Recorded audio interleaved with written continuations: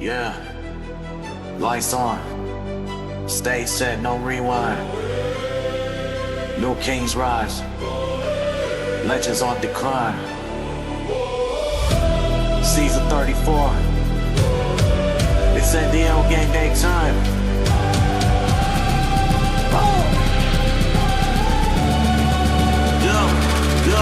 Yeah. Colorful, you can feel that charge. Crowd shakes when the field goes large. No wave coming home, legal watch. Every snap's fire, no time for a loss. All of the lights, it's showtime here. We waited all year just to make that clear. New blood rise at the old throne fall. It's game day now, we're taking it on.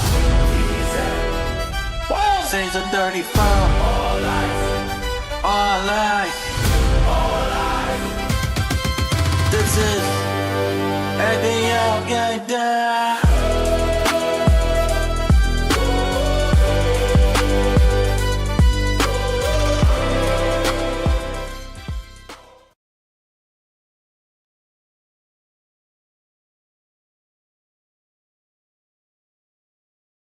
What's going on, everybody? This is Lick here on NDL Game Day. We are heading into weeks 9 and 10 in the NDL Block 5. I'm here with Penguin and Coach Hubbard. How are you guys doing this evening? Coach Hubbard, I know you're excited to watch some real college football tonight. Yeah, man, looking forward to it. It's we wait all year and people talk about the regular season doesn't matter. And I thought it was a great regular season, but man, now that we're in the playoffs and some bowl games have been great so far, right? But playoff football tonight, looking forward to it. I have to strongly disagree with the statement about it being a good regular season and season in general. But I'm looking forward to it and do enjoy the bowl game season. And I guess I can look at the aspect of, since I don't have any dogs in the fight except for my got sodomized this afternoon, that I can enjoy the rest of the games and just enjoy rooting against teams or whatnot. Yeah, pretty exciting. Obviously, big college football game tonight. Right now, Oklahoma and Alabama about to kick off in real college football. Also, the Brawl of the Wild, too, for all you big college football fans. Montana State playing in the semifinals for FCS. So obviously, a big deal for Montana with the two biggest colleges in Montana. I grew up in Montana, and so I'll be watching that tonight. My sister graduated from Montana State. I got lots of friends that have went to both, and so I don't really care who wins. Obviously, I just hope it's a good game. I got a mixed bag of friends and stuff. It'd be fun just to see Montana State just because they're kind of on the rise for success, where the Montana Grizzlies have had a ton of success in the past, winning national championships and playing in the spotlight. And it's kind of weird. I saw they've never played in the playoffs before, right? Like this is the first time they played this late in the playoffs, maybe. And no North Dakota State. So it's almost like, okay, whoever wins this one's going to get a chance. Because all the other matchup is not a really good one, like Illinois State and Villanova, maybe. Yep. So I think you're probably in the driver's seat to win this one. I ask you, though, I know this is all college football talk, but how you feeling about after the Seahawk win last night, Tim? Man, so I'm glad you asked. Obviously, I'm decked out in my gear today. Was yesterday as well. Man, hard to sleep, right? Like, I have a 2-year-old and I have 3 other boys, and we all stayed up. Even my 2-year-old stayed up. It was past 11 when the game ended. When we were down 15 there in the fourth quarter, I'm like, man, it's over because we couldn't stop the run, right? We just couldn't. But then the defense goes out there and has 3 straight possessions. Where when we scored on that punt return, we scored a touchdown, forced a 3 and out where they only burned 50 seconds of the clock. And then obviously march down, score again, get the craziest 2-point conversion ever, right? Like the reverse pass or Charbonnet recovers it in the end zone. And then obviously overtime, the same scenario. We are down a couple safeties, and so Stafford just picking us apart. And I'm glad we went for 2, right call and everything. Super excited for a year where obviously we weren't predicted to finish even the top 2 in our division. And to be able to potentially represent the conference as the number 1 seed is pretty amazing. And I saw too, I was listening to ESPN this morning that you had to go for 2 because if you'd have tied the game, you would still lose the tiebreaker, right? So there was really no choice. He had to go for 2 there. But now that was a great game. I'm not a fan of either team, obviously. I had Puka and going in the playoffs, so I was real happy about that. Yeah, got a bunch of points there. He did last night.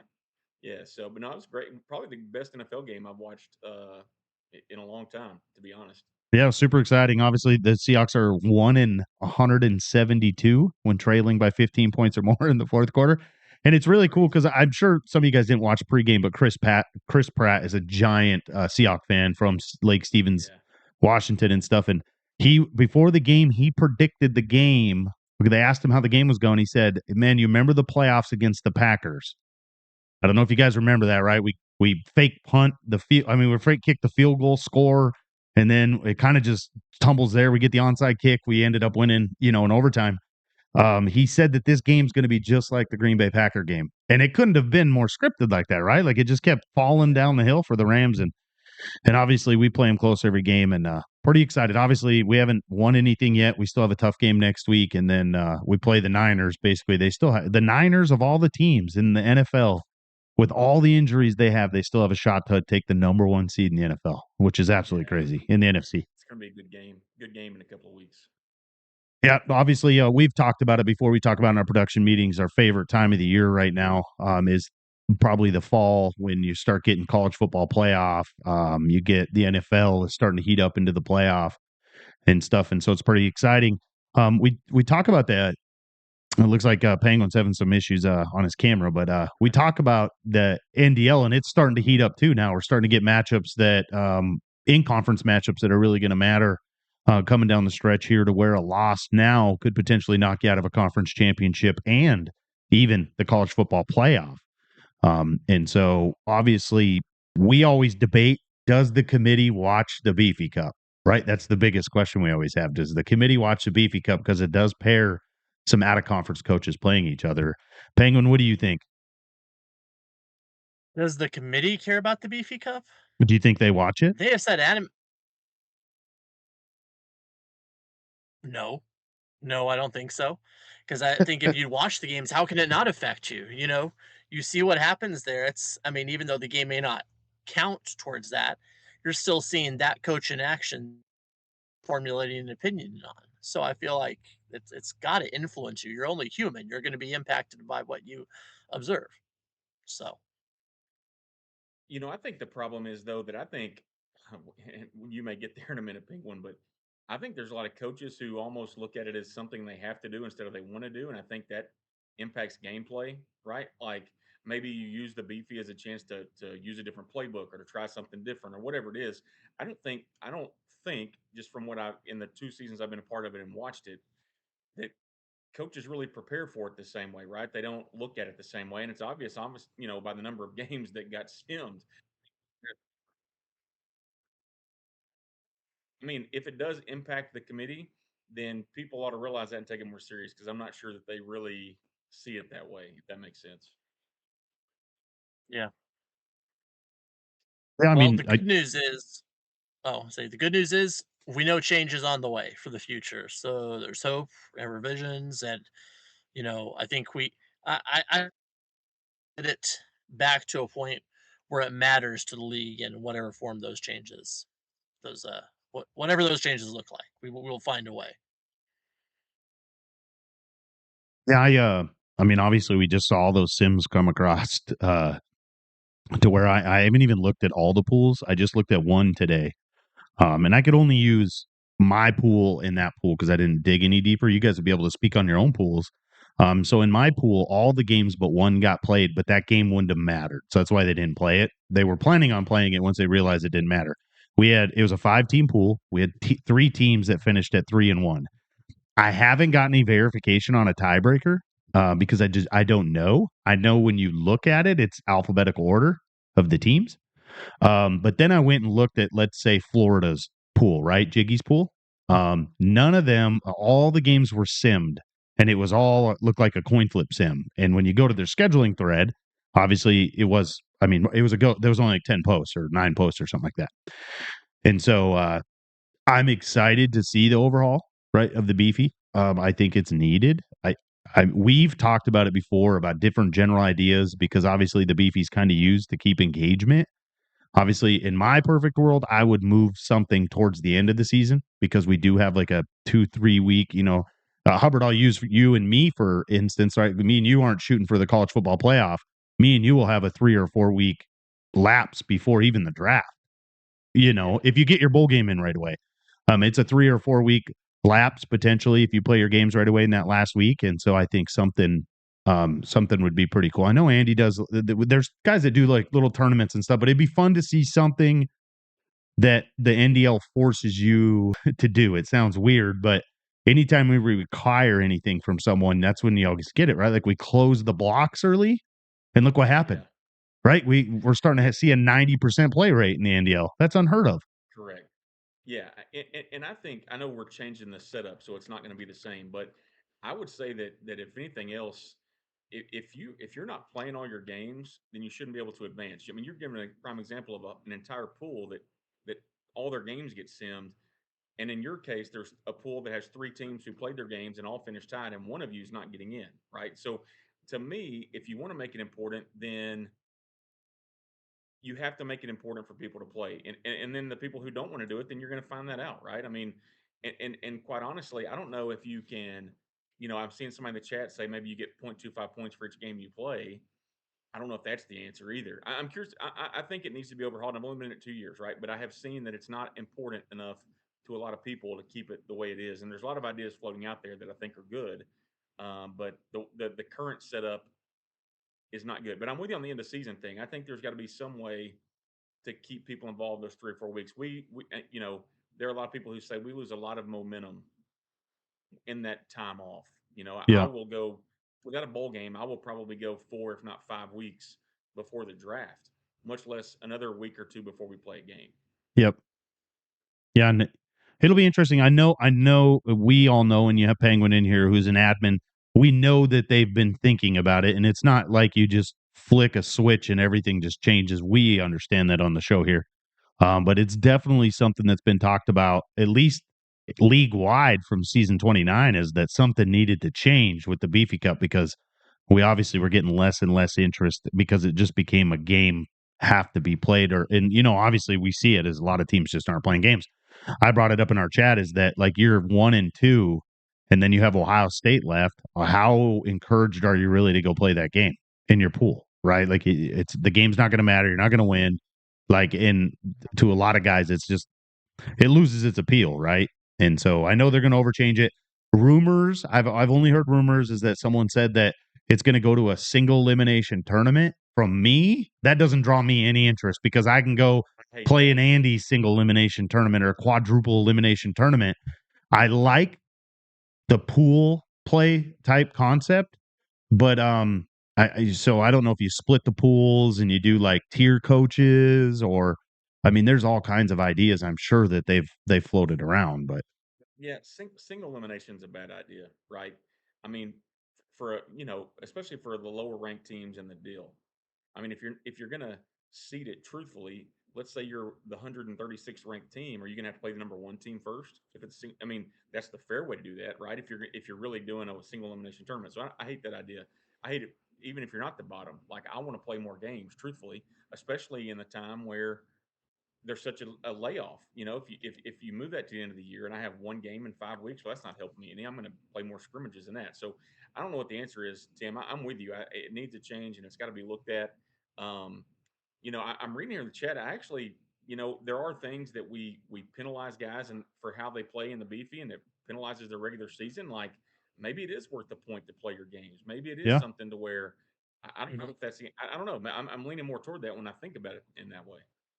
Yeah, and I mean CG brought up and I agree with you. I agree, Jeremy, with the point. I have no problem with it being like a quarter of a point for games played with a maximum of one, right? Because we have uneven pools, and so it's not going to be fair to give some guy an extra quarter of a point that no one else had the opportunity to get.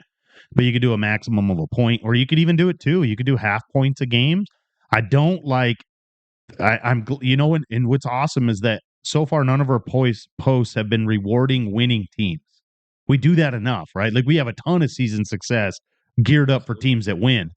And I think obviously we talk about all the time the biggest thing that separates the NDL from any online dynasty or any other league that's ever existed is that we don't care about winning in the NDL, right? Like it's just as a group, as a whole, as all 134 coaches, we don't care about winning as much as we do the community in the NDL. And so I do think that if we move, if I could make a voice to the admin team and they were listening, well, Penguin would be whatever we're gonna do. I'd shuffle it towards the end of the season. Maybe it starts up now, or the next block, in block 6 or maybe even the last block is when it kicks off, is if you do pool play like CG talked about, is you could either tier the coaches based on their past success, or you give the opportunity for a coach to play up with his team, but then you do it by rating, right? So, Hubbard, I'll just say you have a 90 rated team, okay? And I have a 70 rated team. I have the opportunity to play up in tier 1 if I want, right? And I can put my name in the hat and say, hey, I want to play in tier 1 with my team,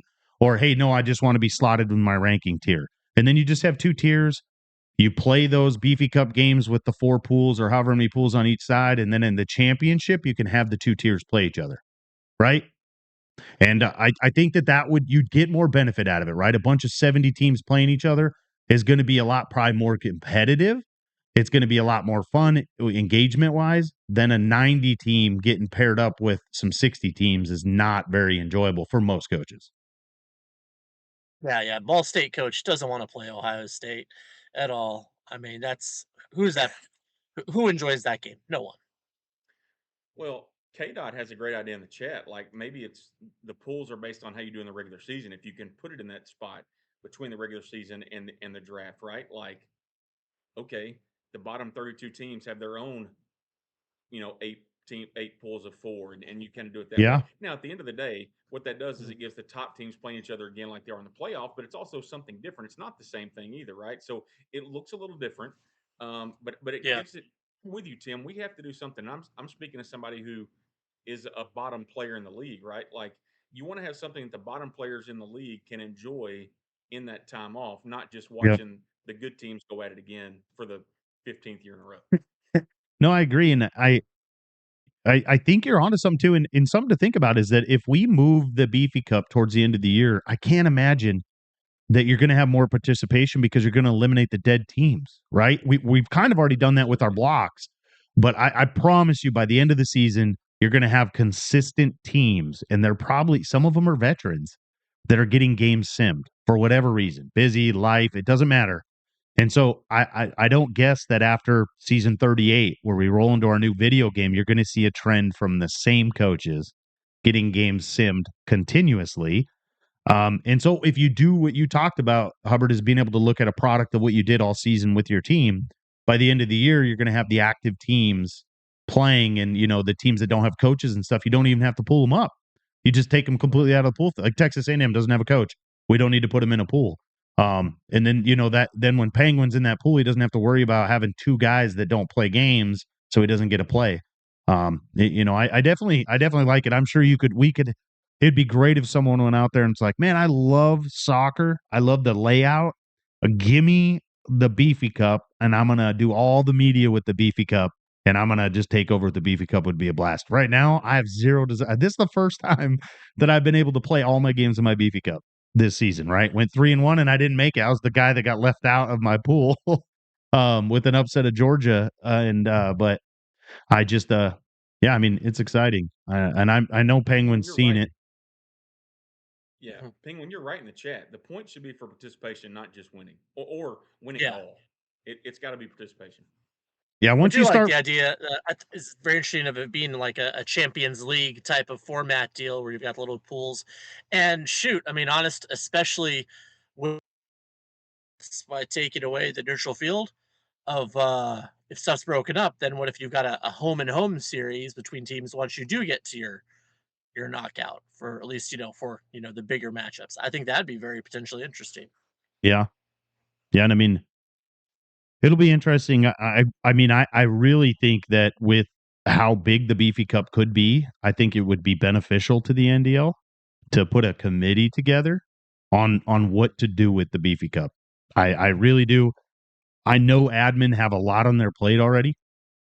And with the Beefy Cup being, if you pushed it towards the end of the season, you could potentially just let a crew handle the Beefy Cup in general, with maybe one admin sitting as like the chair, right? The chair of the little committee, and you have 3 or 4 members on there from the NDL that are just helping with ideas, suggestions, and kind of getting the flow of how it goes. Because with whatever change they do next season, there'll have to be a couple more, right? Like anytime you change something of that magnitude, you're going to have to change some things, tweak some things to get it to function. And so, I definitely think having some type of committee or something like that would probably help them. And obviously, the more voices you have, the better ideas come in, and you can kind of put it all together. I think if they move it to a single elimination tournament, it'll be a giant swing and miss. Giant swing and Me miss. too. And Penguin, you're the admin here. I'll say this: I'll never be in the playoff. I may never make a bowl game. I would be glad to be a part of a group that starts figuring this thing out because I think it people who want it to be what it could be, people who want to play those games. Because here's the thing: I may go 0-12, and well, I'm going to win one. I won one game, but I may go 1-11, but I still want to play more games because I just enjoy the community of it, right? Not just the winning or whatever. So I'll put it out there right now for the admin or whoever. If there must be a group together to work on that, call me. You know. You heard I that. will. I'll put in a word. We'll see what they have to say. The powers that. Penguin, you just tell them that you want to run the Beefy Cup. You want to run the Beefy Cup, and then Hubbard will be your second in chair. And then it looks like you got 5 or 10 people in the chat that are willing to jump right on that committee. So you're saying I should just assert myself and say, "Pipe down, shit." Yep. Just it's Yep. okay, guys. We got this. Yep. Okay, I'll get right on it. Hey, Right away. same thing you say to gonna your work. animals when you walk into the barn, right? Who's in charge? We'll have all of our committee meetings in your closet. I mean, you could kind of. You all Just a have little to bit- wear flannel though. Yeah. That part's not a problem. I have plenty of flannel. Penguin, I can't imagine this isn't your favorite time of the year, right? We got the holidays coming, Christmas next week. You get to wear flannel the whole week and no one even says anything, right? Like I know when you pull out, Dude, I wear flannel in August. I was gonna say 4th of July when you're pulling up to a 4th of July fireworks show and you got jorts on and a flannel shirt. Like I bet people are like, man, but like Christmas you pull out with your flannel, they're just like, hey, what? It's Chris. Normal. Yeah. I disappoint you. I get everything, but I don't own any jorts. Oh. Oh man.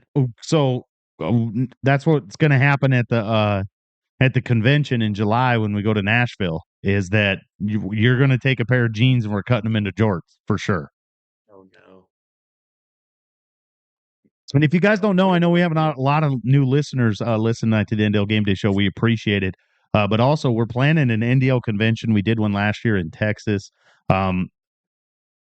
Unfortunately, Hubbard wasn't a part of it, but he would have been because he lives right in the area. But this year, we're doing it in Nashville, Tennessee at the end of July. We already have the dates. It's in the forum. There is a subsection for the convention. We'll probably we just rent a giant Airbnb. And we had a lot of fun last year. We played yard games. We went out to eat a couple times. We cooked dinner, cooked breakfast. I brought a PlayStation. We played some college football. It's going to line out, like when we look at it, to where the convention will be potentially happening right when college football is coming out, which would be amazing if the release date coincided where we could get a copy somehow that week. And then we could have a single elimination tournament. It wouldn't be so bad, right? But yeah. Nothing like being criticized. No screen peeking. Yeah, right. We have to put the cardboard flap above each other so that you guys can't see. Yeah.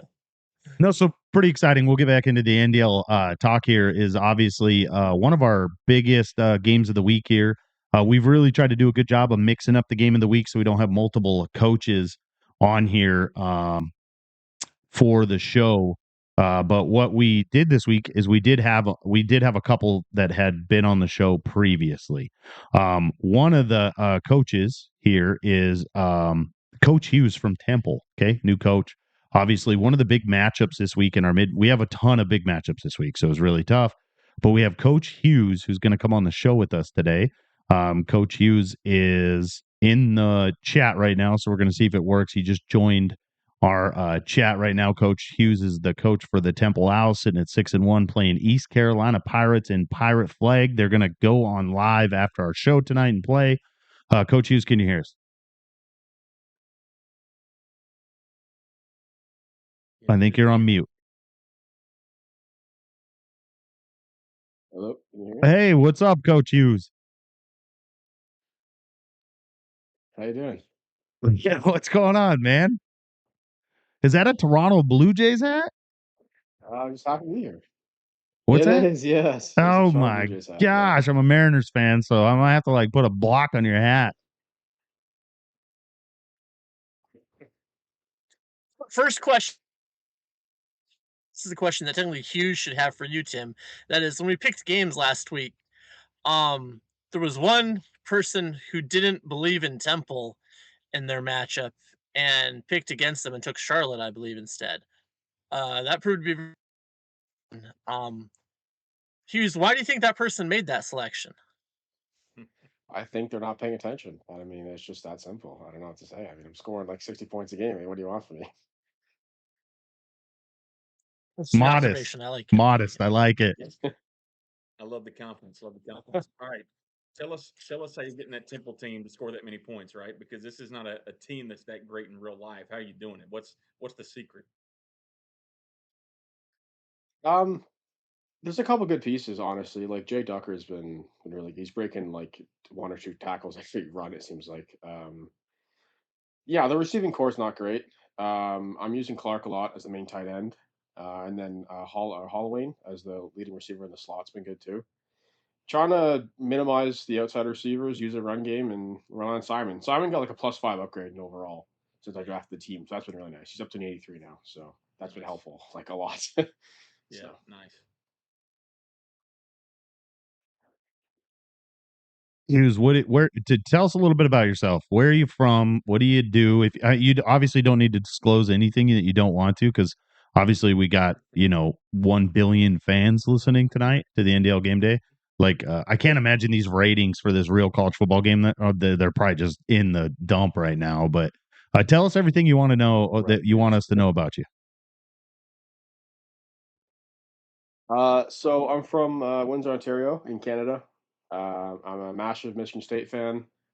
So I'm in the league to try and drown out my sorrows of this season. Um, uh, hoping to be a firefighter soon. So I have like a kind of a sort of fire adjacent job right now, and then hoping to be a firefighter. And yeah, I quit all my other leagues, so I'm just doing this league now for college football. And yeah, I'm having a lot of fun. It's cool first season. So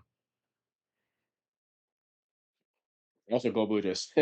Yeah, right. I was just gonna say that. Obviously, a Blue Jay fan. So, what brought you to the? I mean, Canadian. Yeah. Like, that's interesting. We don't have a ton of Canadians, obviously, in the NDL because we'd probably hear about it all the time. We allow that? Like, yeah, I didn't right. realize Like, this. um, Is there a tariff or something fee on this? I mean, oh I know there's yeah, issues with it. I don't know if that's yes, yeah, yeah. Terrible. They like he's bothering me his tariff fee. I don't know what to tell him. Like it's sorry, terrible. All right, all right. So, what brought you into the NDL? So I found a league. So I did not play NC at 14 at all. Like when I was like I'm a 2000, so I was 14 years old. So I wasn't into college sports at all. So then when it was rebooted in 25, I was like I'm big into now, like basketball, football, all of it. So I bought the game. I found a league on Reddit, like a regular 32 team league, and then I played that for 25. And then the same group of guys came back for 26, and then one of the guys in that league had the main like the 20,000 member like college football like main server. So I joined that from his tag, and then I saw I think it was Nidler post the graphic of the NDL. I'm like, oh, this is really cool. Like, I want to check this out because I'd always kind of like recruiting. This game is terrible. Let's just be honest there. I mean, it's like the computer's broken. It's not fun. It's boring, honestly. So I don't care about that. So I thought like the 136 team like human league was really cool, and not having to play any computer, which is just boring you on the Heisman if you have a good enough team. So I was like, yeah, I'm going to join this, and then I joined it, and then I waited a month to do anything, and then we're here now, and yeah, quit all the other leagues. I'm just doing this, and it's a lot of fun. This is kind of what I've been sort of waiting for like a year and a half. So It's what you've been missing. it's blast. Yes, exactly. I don't like playing. The computer's fine. I'm running like I do one offline dynasty I play here and there, but it gets stale pretty fast, especially when you're recruiting and you have a 99 overall team. It's like, what are we doing here? So What are some of your favorite things about the NDL? I know you this is I think your first season, obviously with Temple. What are just some of your favorite things about the NDL so far? I think live chat's fun. I can't keep up with it every day, but there's a lot of. It's not lack of entertainment. I'll say that. Probably my favorite thing that probably some people probably don't like is the voting, the top 25 voting. I think it's so cool. I have a lot of time. Like if I have time, if I'm not working a lot, I'll spend like an hour on it and just look at teams and like look around the league and see kind of how it's going and stuff. So that's really cool. Obviously, there's like the media and stuff. Like no other league has a podcast. Like there's multiple different podcasts for this league, and I can't think of any other league that has one. So it's like it's really cool how everyone kind of like buys in, and it's like this is like what they're doing like in the game. Like this is all I'm doing for college football now, basically. So it's really cool. It's one of my favorite things when I talk to coaches that are new. It like gives me goosebumps when I talk to them and I ask them about their favorite thing in the league. Is just like hearing you say that everyone buys into it. That's like my favorite part is that when we say everyone, we're talking 80-90% of the league, right? You're always going to have those one-offs, the people that Yeah. do their own thing, don't participate, don't vote, don't do everything, and they don't buy into the league. They don't. Yeah, right. But they don't buy into with the big joke around the league, obviously with new guys and stuff. And it is funny, is like the NDL way. But that's part of it, is like just buying into it, right? Like if you fully just do it all and you'll have fun with it, right? Like Jeremy talks about it all the time. Every day Jeremy plays one of these games in our league, the first thing he says is, I want to quit. I hate this game, right? Like I hate the video game. But then he's like, but I love the league, right? Like the league is way more than just the video game itself. Like you talked about, Hughes, is that we have tons of like communities within the community. And I've said it in the live chat, is like, if you don't, it takes a couple seasons, but if you don't get involved in those communities, the NDL isn't going to be for you because it's going to get boring. Like you're going to get bored. And so, I mean, we have tons of guys that play other games. They play dynasties. They play soccer, football, baseball. We have all guys that play all kinds of different games outside of sports too. And so obviously we meet up in real life. We've had lots of players in the league that have met up and stuff. And it's pretty exciting. I don't know any time that I'll be traveling. Hughes, were you the one in the chat saying that you were going to try to make it down to Nashville? Was that you or someone else? So yeah, so for work, summers are usually I don't have them off, but they're a little less busy, and winters I usually have more. So if I can, if the US Canada thing's not crazy, then yeah, I'm thinking I can maybe go to Nashville for a couple of days and see how that works. So See, man, I'm gonna it would be cool. At least a maybe right now. So I mean, it's I say it all the time, is so like when we went to the convention in Dallas, I'll try to name off all the names in Penguin. You have to tell me if I miss somebody. Shell was there, Black Rain was there, Corey was there, C Nasty was there, Penguin was there, Wilds was there, I was there, Pat was there, Texanol was there, Phony was there, who left the league, but he still hangs out in the chat and stuff. Man, who else? I feel like I'm missing someone. Oh, Wobbles RB showed up briefly. Yeah, Wobbles was there. And I'll tell you what, is for as much as Pat can be an asshole in the chat, meeting him in real life is completely life changing because you get his personality a lot more, right? Like you get his personality way more when you see him in person, and it changes your perception of like when you disagree with someone in the live chat when you know them, like when you've seen them and talked to them, is your disagreement with them can be over the next day, right? Like you don't hate each other the next day. If I'm keyboard warrioring against somebody that I don't know, you're going to carry that on for days and days and days and years because you don't know them and you haven't been able to squash anything. And so I would encourage you to go last year. If anybody's listening and money's an issue, reach out to me. We did have people that reached out to us, and we'll take care of. There's other NDL members and myself included that'll take care of some of the odds and ends, so you don't have to worry about that. Because some of you guys fly from several states away. I don't want any. When I was a kid, I wish I could have went to that. When I was in college and they'd go to Vegas, I could not afford to go to Vegas when I was in college. And so I missed out on that. You listen to those guys talk, and they got to do some pretty sweet shit. And so I wouldn't want anyone to miss any of that because they couldn't quite afford to get it. I'm trying to debate on letting my nephew come. So my nephew will be like 19 years old. He doesn't drink or anything. And so I'm trying to debate on letting him come just so he can experience what the community's really about. Because right now, obviously, Sergeant Lingus is like borderline doing some shit that he shouldn't in the league, getting slapped and stuff like that. And so, but man, Man, Penguin, I know you got some lined up sweet questions for the Canadian. If I'd known he was Canadian, I mean, maybe that would have affected it there. But I mean, well, start with you. So Hughes, if you were a commissioner for a day, how do you what are a couple things you would do in the end? That's a good question. What things I would do? Oh, I know the biggest thing. History. Being maybe able to look back at like a season and see like the playoff bracket from last year, or like more like I know you can go on like a coach's page and see like their breakdown of season by season, Mhm. but being able to do that in more in depth, seeing like okay, like how did how did Temple do last year? Like, how did their breakout in their stats? Like, even just being able to more easily look at history, I think is really cool because when I'm putting in stats or I'm adding one tackle for this guy, I'm like, this doesn't matter. Like, it's I'm gonna do it, but it's like what I'm doing here. But like, I could look back and see everything I see for this season Mhm. for a previous season. I think would be like the best change. Just have more history, and even like an onboarding page of like, hey, this is a brief history of the league give to new guys. Like, look at this for 5 minutes, and you can understand. Like, oh, well, this guy, like Kansas one, I would never have known that if someone didn't mention it in live chat. So, like having like kind of like an onboarding sort of I, lo- I page love that idea. of A league history of history. the league.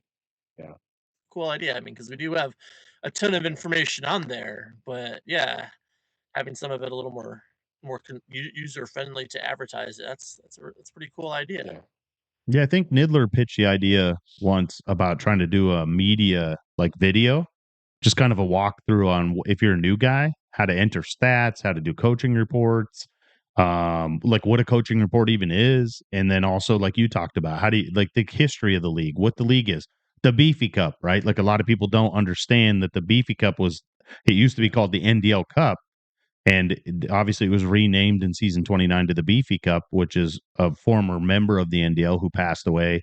And obviously just things like that. I think that you would be right on. And obviously a little bit easier than trying to hit 50 different links just to find some information.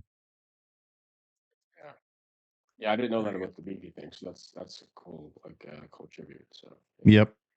So thing like that, yeah. Just a brief like notable events. Hey, this guy like Buck not being kicked. Like, yeah, he won 2 9 and then he was kicked. Don't be an idiot. Don't be like this. You know, and stuff like that, where it's just like brief, like things to do, not to do, expectations. Like the coach report, like should be putting all fives? Are you putting threes as a starting? Like kind of just like easier, like instead of having to ask a bunch of people like, hey, what the fuck do I do for this kind of thing? Would be I think probably the most like generally helpful change. So, Yeah, we've definitely run into a bit of that. I will say this year there are a number of just from my own position and of new coaches that I have spoken to kind of help get on the same page, not realizing that they weren't put a whole bunch of low scores there because that this is how that's supposed to be, and I realized after talking to him for a few like oh I had no idea what expectation was, and so realizing yeah we definitely could communicate some of that stuff a little better to the next season. So hopefully we see some upgrades there in that area. But also, you mentioned you're from Canada. Are you still in Canada?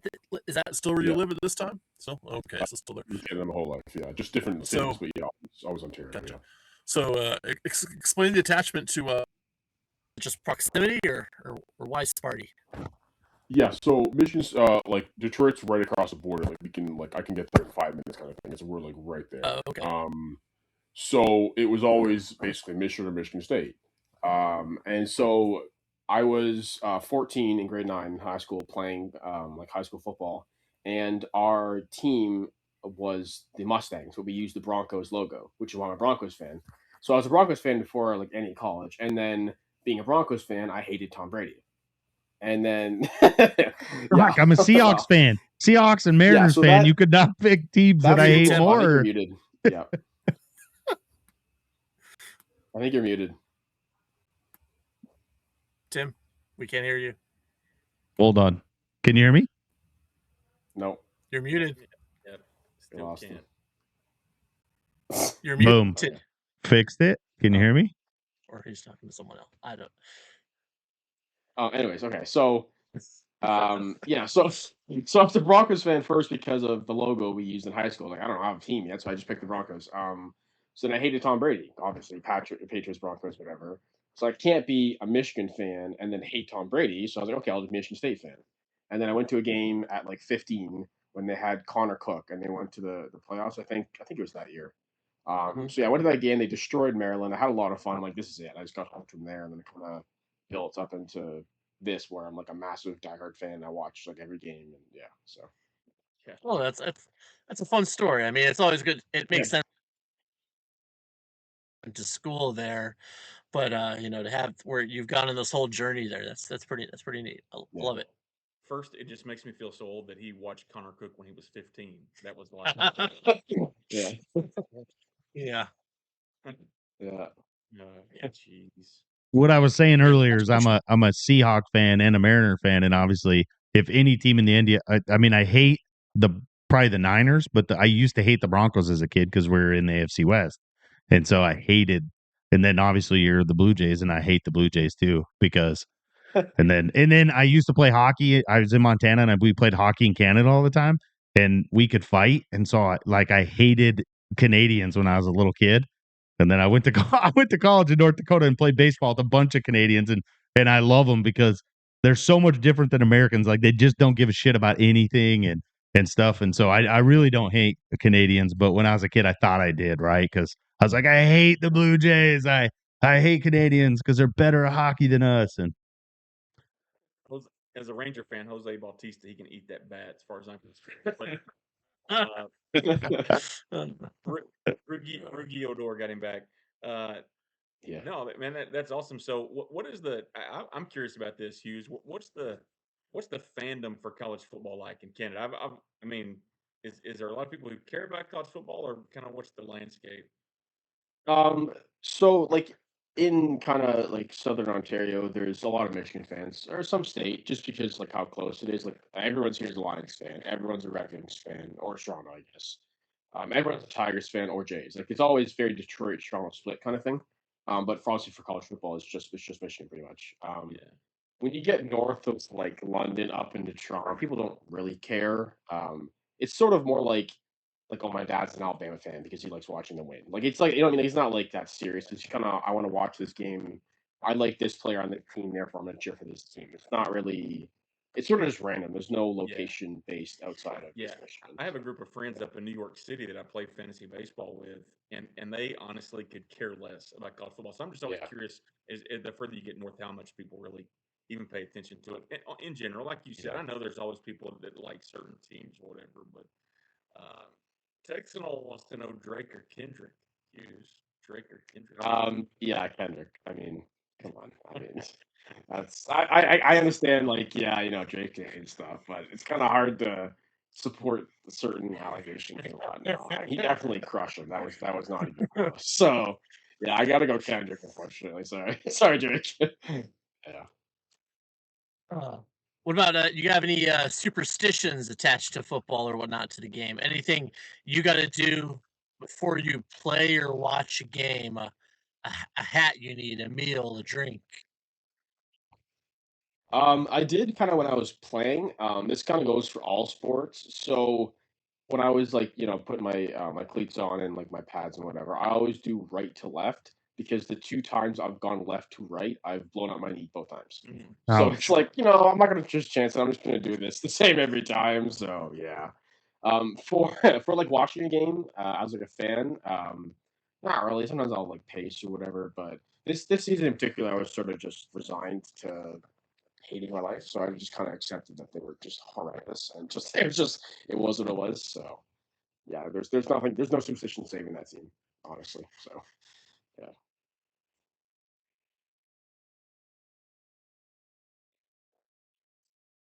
Well, man, I don't have any other questions for you, Hughes. I know Pirate's going to come on the show here shortly, and then I think you guys are going to kick off a little bit later.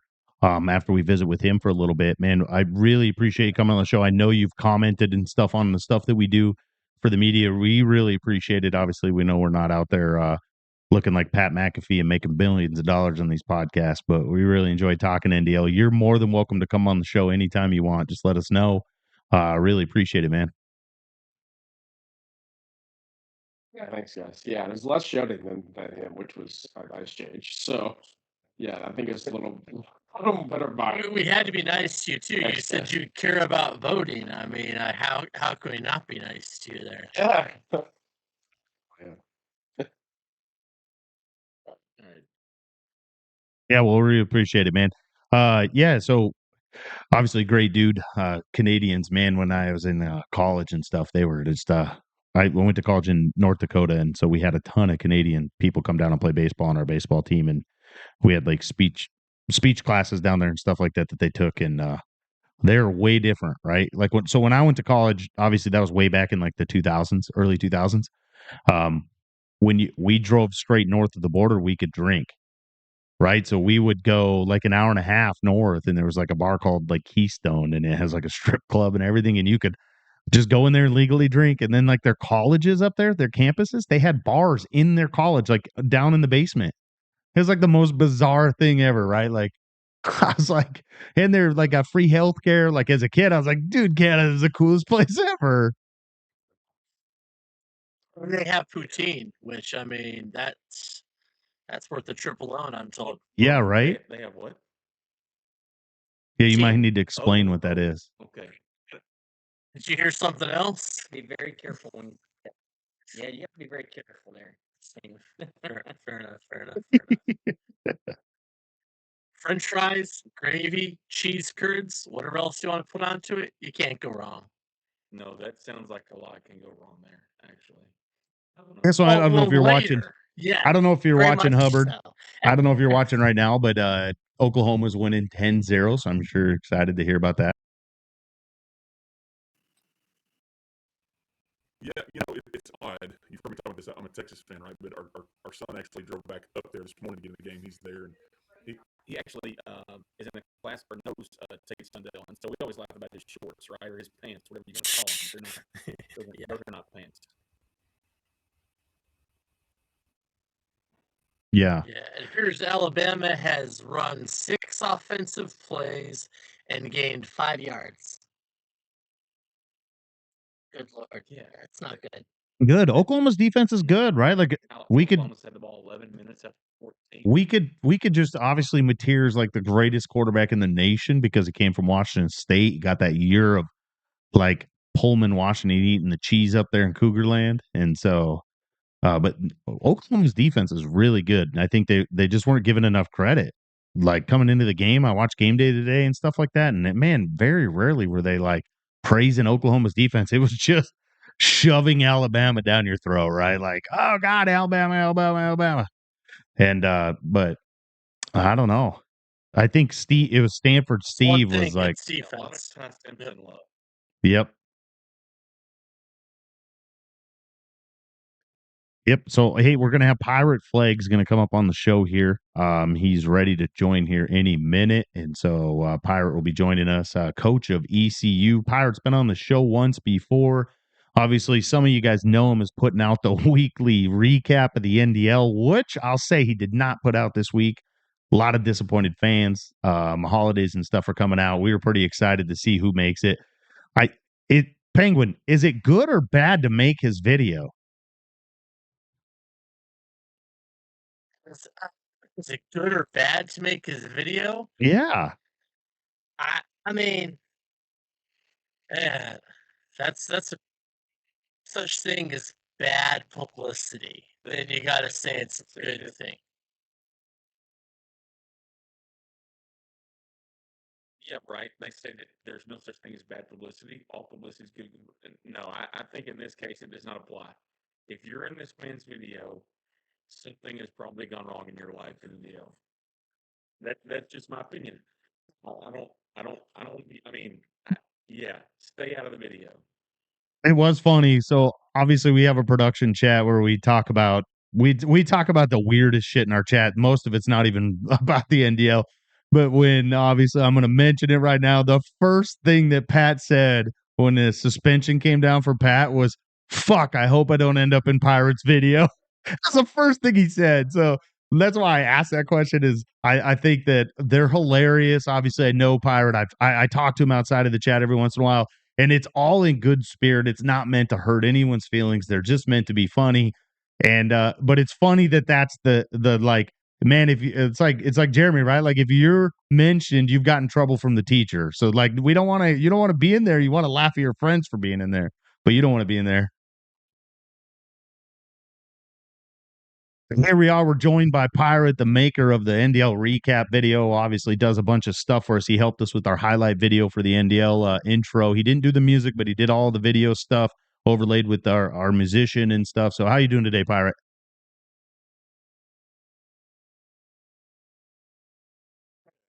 Make sure y'all can hear me all right going through. Can you hear me? Yeah. Yep. Yeah, cool. Cool. Yeah, because I was trying to log on and then this is my first time going through Twitch and it was asking me for a phone number. And it was saying my phone number was linked to another account. So I had to run downstairs, ask my wife to borrow her phone number.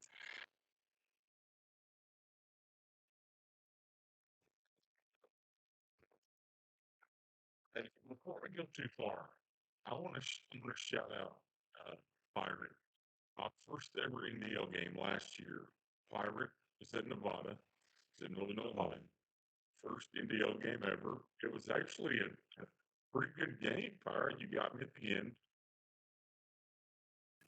It was the hook. Being right? nicer, At the end. I tell. You know, I'll say this. Last year, I really wanted the Pirates. So then when I didn't get it, I was kind of checked out the whole year. But you gave me a wake-up call right away that like, okay, I'm really not very good with this team. You threw the ball all over me that game.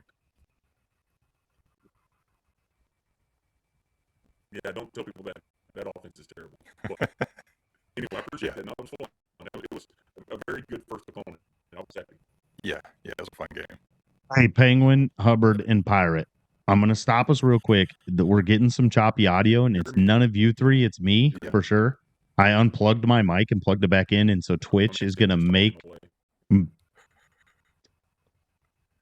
think he's in 1 second. Yep. He's fighting with it. Yeah. So okay, you'll be able to hear me now. So Twitch, when I unplugged my mic earlier to plug it back in because I hit the cord, and when I did that, Twitch is going to make me restart this whole thing, or it's going to be choppy the whole time for our audience. And so I'm going to close out these windows for 1 second. I'm going to flip over to the Syracuse Pittsburgh NDL game that's going on live, and then I'm going to come back and I'm going to send all three of you a new link to Twitch, and we'll get back in here and everybody will be here just fine. Okay.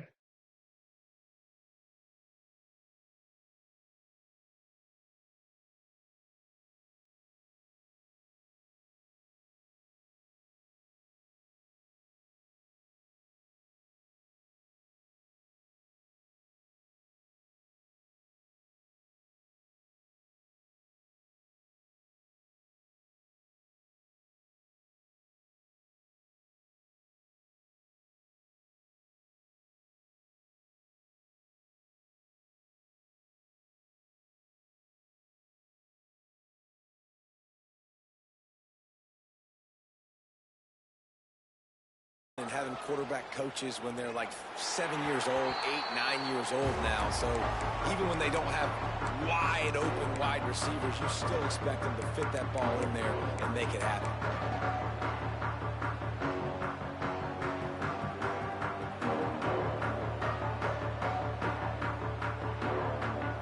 The Pittsburgh offense is back on the field. Already a solid start to this one. Now back to work with this 7-0 lead. On the run, it's Turner. The big fella in the middle, man. Those defensive tackles, they go such a long way. This one now back to work with this 7-0 lead. Just power football with the Rots. Those big fella in the middle, man. Those defensive tackles, they go such a long way in this.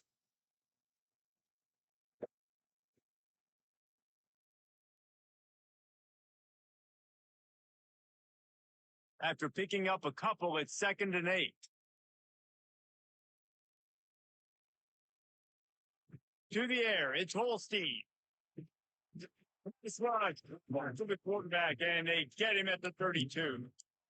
That's a good example there of a complementary defense. The DBs and linebackers are playing zone. They're playing their spaces, and they force the QB to have to hold the ball, try to work through his progressions. And then the pass rush, they win up front.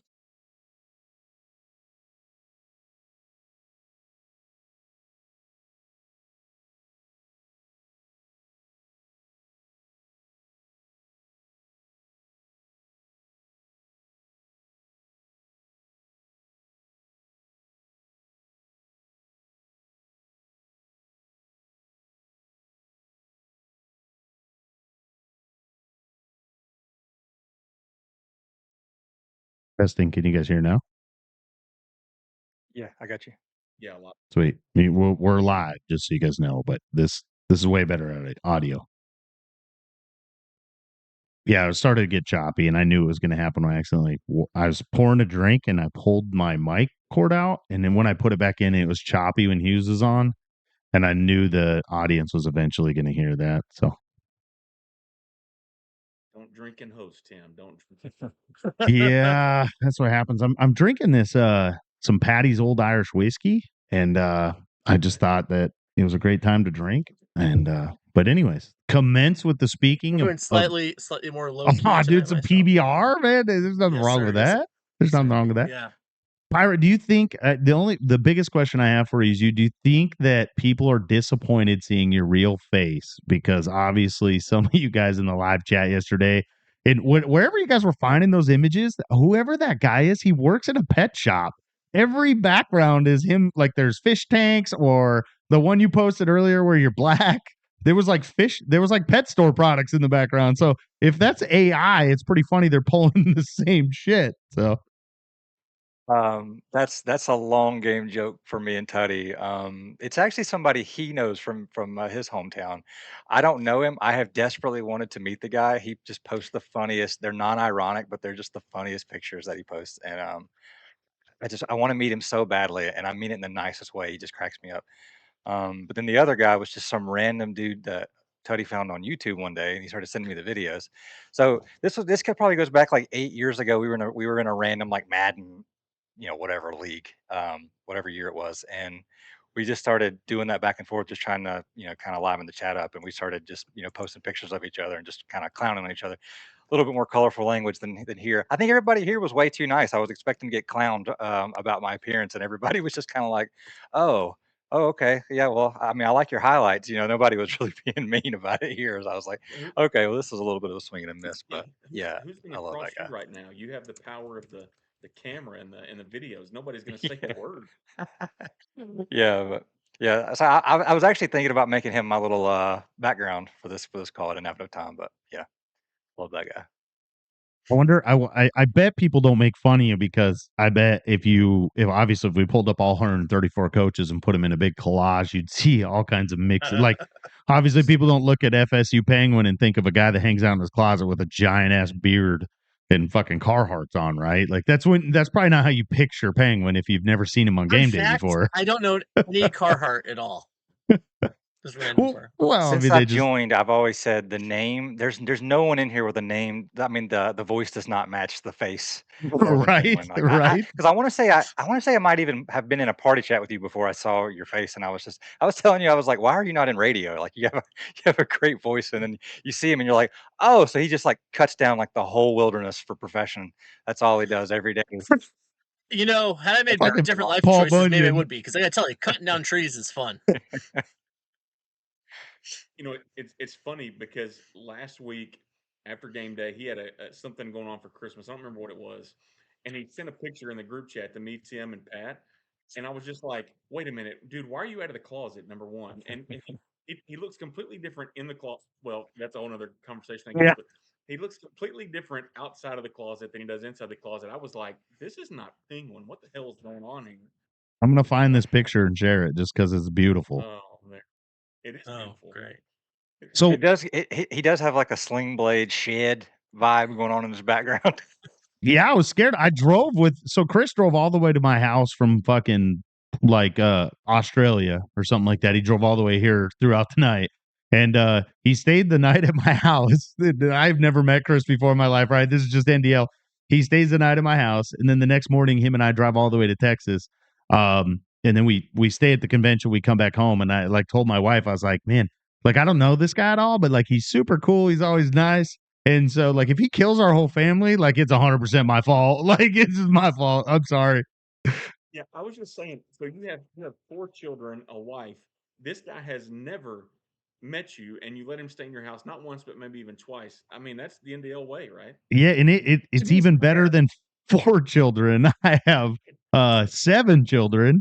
Okay, you said the boys earlier. I'm sorry. You were Yeah, talking boys. yeah. I got Okay. 3 girls too, and Penguin came and stayed in the spare bedroom and stuff like that. And it obviously I had known Penguin before, right? Like it wasn't like he just texted me and say, "Hey, I need a place to crash." Obviously we had been doing game day several times throughout since season 29, and I knew Penguin previously just through the NDL and stuff, and so I did offer up to stay here. He's not like he texted and said, "Hey, I'm gonna just come and stay at your house and murder your family," but And I had a conversation with my wife that said, "Well, you're the one who said I could go, so if I go there and find out that Tim's the type of guy that yep. he's a serial killer actually or something, you know where I went. It's technically your fault. I love you, but just beware. This is on your conscience if something bad happens to me while I go." Just in case Tim was playing the long game, 3 seasons of game day just to murder you. Yep. It worked. It or suspect him. So, Pirate, I know you've been on the show prior. Man, I don't even remember 2 seasons ago or something like that. And we have a lot of new listeners and stuff. Just kind of tell us how you came about with the NDL. I know you come with a group of friends that played Online Dynasty. You can kind of explain all that. Yeah, some were home runs. Actually, most were not. Some were okay. Yeah, I want to say I was kind of getting out of running our old league. We'd made it like 9 seasons, and I was just burnt out. I think I saw Homie in one of the Discord chats that I used to pull guys in from, and just sent him a message. We were really intrigued by it because I know Hughes was talking about it. That's something I'm majorly in for is buy-in as a whole. So just seeing how many guys were all bought in on something bigger than ourselves, we were really interested in it, and I came in. I think first season I was in here on game day, and that was a little rocky at the end of it, but it's been good. It's been good now. Hey, you came through the other side. You stayed here. We didn't run you off too hard, though. Some may say we may have tried at some points or whatnot. But we're glad you're still here and your contributions. I mean, if you don't play another NDL game after tonight, you will go down as a legend in the NDL for as long as it's around for the contributions you've already made. Well, if I lose tonight, that may be exactly what happens, but we'll see. Yeah, listen. I have no idea how this got started. I remember. Shout out to D Kennedy. He got me my store link, and then right away I was like, okay, I can already think of some stuff I wanted to do because I don't know, there was some talk about a butt plug or something with Niddler, and I was like, boom, there we go. Inspiration just comes from above, and then. I was just sitting on my couch one day and I was like, I should do like a little sketch thing for stuff that's happened in the week, and like create its own universe or whatever. I didn't think I'd be like on to episode 7 or whatever working on it. So yeah, I know I'm behind this week. Been playing a little bit too much golf, but that takes precedence anytime over Sora videos. But yeah, it's been so much fun. I think just seeing the response is really cool. This is so stupid, right? Like never lose sight of how completely stupid this is. And I'm enjoying it while it's going on. It's incredible. Yeah, it's definitely it's you can tell. I mean, I wait for it every Wednesday, right? Like, well, I popped in there on like a Tuesday, and I was like, no, it comes out on Wednesday. So then I was like, sorry, and then I didn't see. The pressure is through the roof right now. Right, and then I'm sure, like, I can't imagine that people weren't blowing you up on Wednesday, making sure you're still alive. Like, hey, is Pirate dead? Like, yeah, we got to get Andy just muzzled on Wednesdays. Right? Yeah, he's in there 50 times waiting for that. He's No, my hype man. yeah, no, Pirate. I want you. I know it was sensitive subject when you got some pretty shitty coaching scores, right? And we can talk about one of them. One of them was pretty bogus, right? You and I have talked private message, 1,000 messages back and forth. Same with Tuddy. Tuddy obviously was a big supporter of you, in that whole scenario and stuff. But overall, the coaching report and scores weren't very good for you. Okay, for probably a ton of different reasons. You're a new guy in the NDL. People are like, "Who is this guy doing things that they're not used to?" Yeah, doing things they're not used to seeing and stuff like that. Anyways, long story short, you're obviously upset because it's probably a slap in the face, right? Like because people don't know you, right? Like no one takes the time to get to know you, and kind of walk us through mentally, like really what you were going through when you saw that, and you're like, "Holy shit!" I mean, listen, it's water under the bridge now. But I'd say if I was to go back, my only frustration was that I didn't get any of the feedback until it was too late in the season, right? So I had already Mhm. gotten like 3 or 4 bad ones, and I'd been told the whole time, like, "Hey, you're gonna know about it." That's all, whatever. I think knowing the mentality of, I mean, it's one of the things I'm going to ride for Jiggy on is like, I don't think RPOs are the end of the world.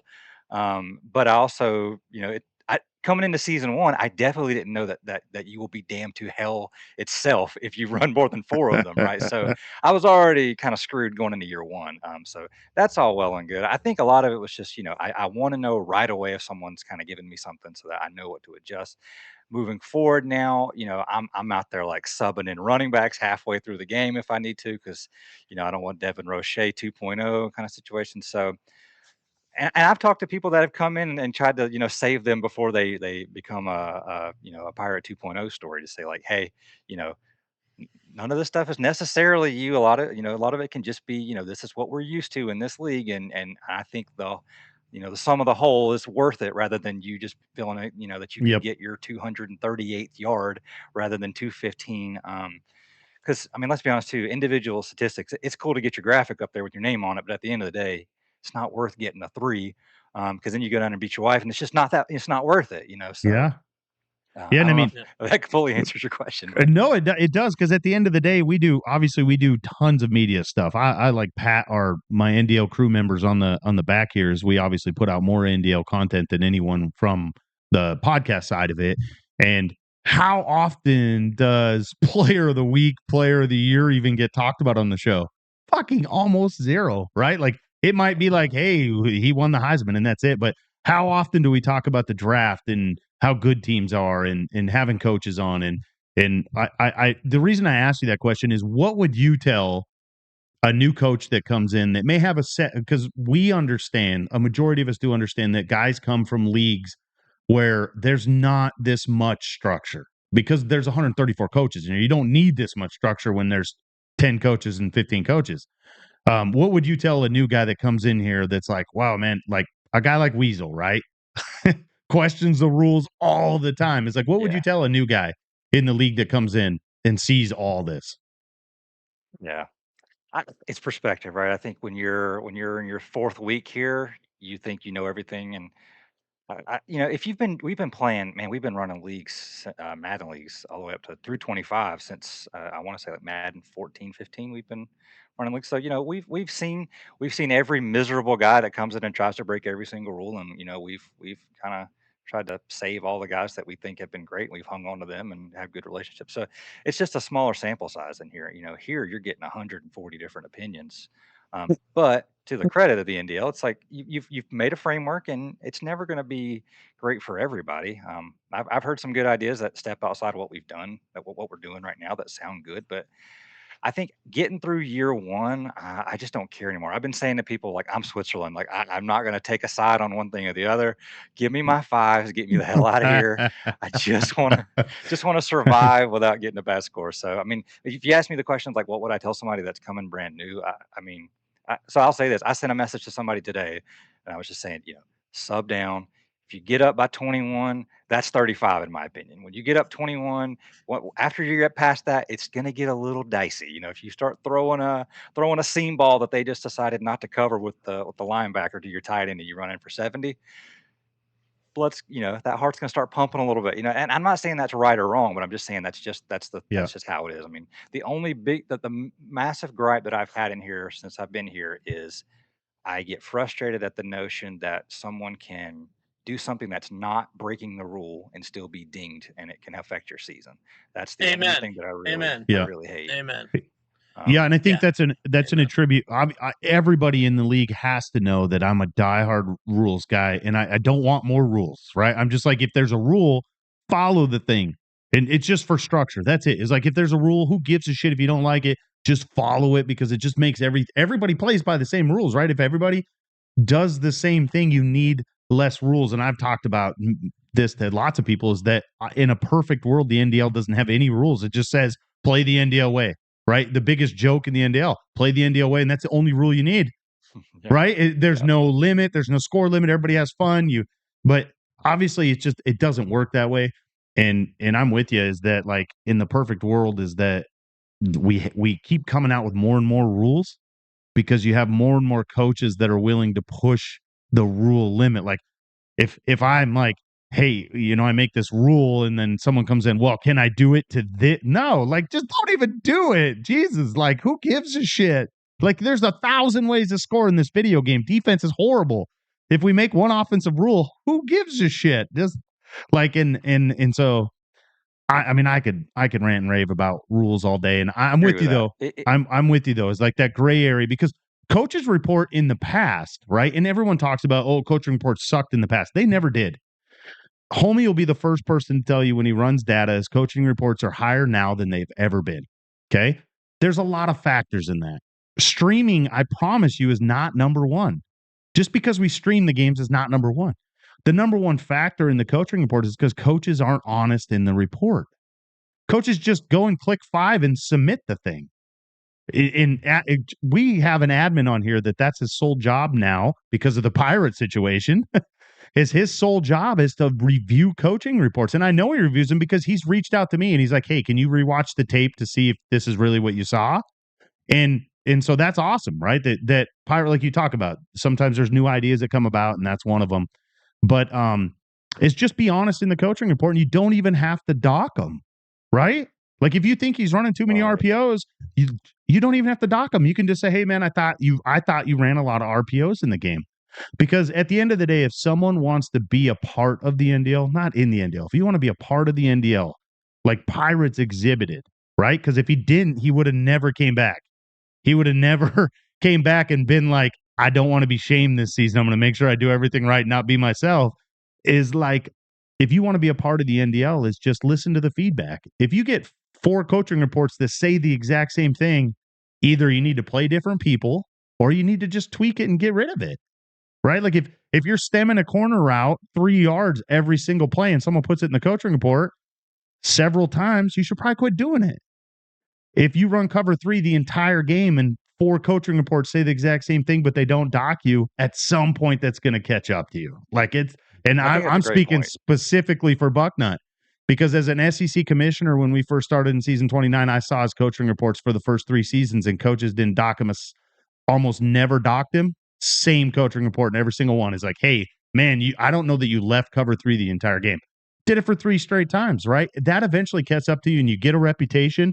So when you start breaking rules, nobody's going to come to bat for you, right? Like nobody's going to be like, hey, Bucknut's a great guy. Let's keep him in here. Man, your coaching reports suck. They just didn't dock you.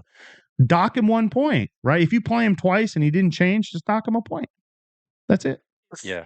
If 3 people give somebody all 4s, that'll has a significant impact on their overall score. It doesn't take a lot. People just got to be willing to that. And you have a season like that and they're justified. Well, guess what? You're going to get out or you're going to get better, assuming they're legitimate and not tanking that. Having said that, speaking as someone who's been here since the first game of season 1 kicked off, let's say at the same time, there are some vets that kind of need to not be crotchety old men so much and realize, hey, give that new guy feedback during the game when he's relevant. This dude is not here. He's not your enemy. He's another dude who loves football. Don't be an asshole. He's not trying to screw you over. Give him feedback in the moment. Don't just be short with him, salty after game, say dick, and then turn in a coaching report where I'm looking at like, what the hell? Was he insulting your mother the entire time? What the heck? Why are there 3 1s on this thing or something? I mean, that's dead on to what I was about to say. Like we villainize as soon as we see something. It's like when somebody does something goofy on the road, and you're like, I knew it. It's just like you just expect it from people, and it's I just that's what I would say. We villainize people as soon as they do something that we think is unsim or whatever, cheesy or whatever. Then you just look at that person. You look at that person differently for like 3 seasons too. You're like, I don't talk to them in the chat anymore because they were so cheesy in our game. Yeah. And dude, it's if you got to know them as a person, that's never the intention. Yeah, and exactly. There's 2 things if I could tell any new guy, and I know guys don't like playing over the mic during a game. I know that, right? But I'll tell you what, back in the day, it was a lot harder to mute stuff, right? If you wanted to wear a headset, it was a lot harder to mute stuff because you had the old PlayStation mic. There was no buttons, right? It's just a cheap mic that came with the PlayStation. When you scrim or you do Beefy Cup games, open the mic and just say, "Hey, do you guys want to chat?" The game won't go as probably well as you thought, maybe because your mind, but you'll get like Pyro talked about. You'll get to know the guy. You'll start talking about shit. You be there's a lot of shit you're going to have in common with these guys that you're playing, right? You're going to like the same teams, like the same players, stuff like that. You get to know them and stuff, and it does change stuff. I know we've talked about it before. The next thing I could tell you is take a 24 hours before you leave a coaching report. I think it should be mandatory. I don't think any of the coaching reports should be filled out within the first 24 hours of the score being inputted, and it's changed my score all the time, right? Like I'm like, Penguin knows it in the chat, private chat. I'll be like, I'm fucking hammering this motherfucker in the coaching report.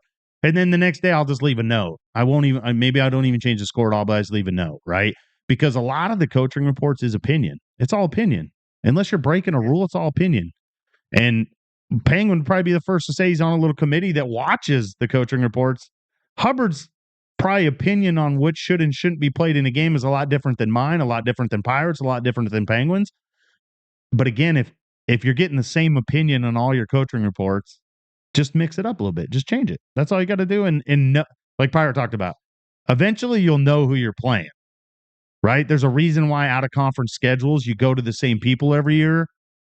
And it's either to get a win because the game's easy, or it's because you know what you're going to get in the product of the game, right? Like, you know, the game's going to be competitive and it's going to be legit and you don't have to worry about rules.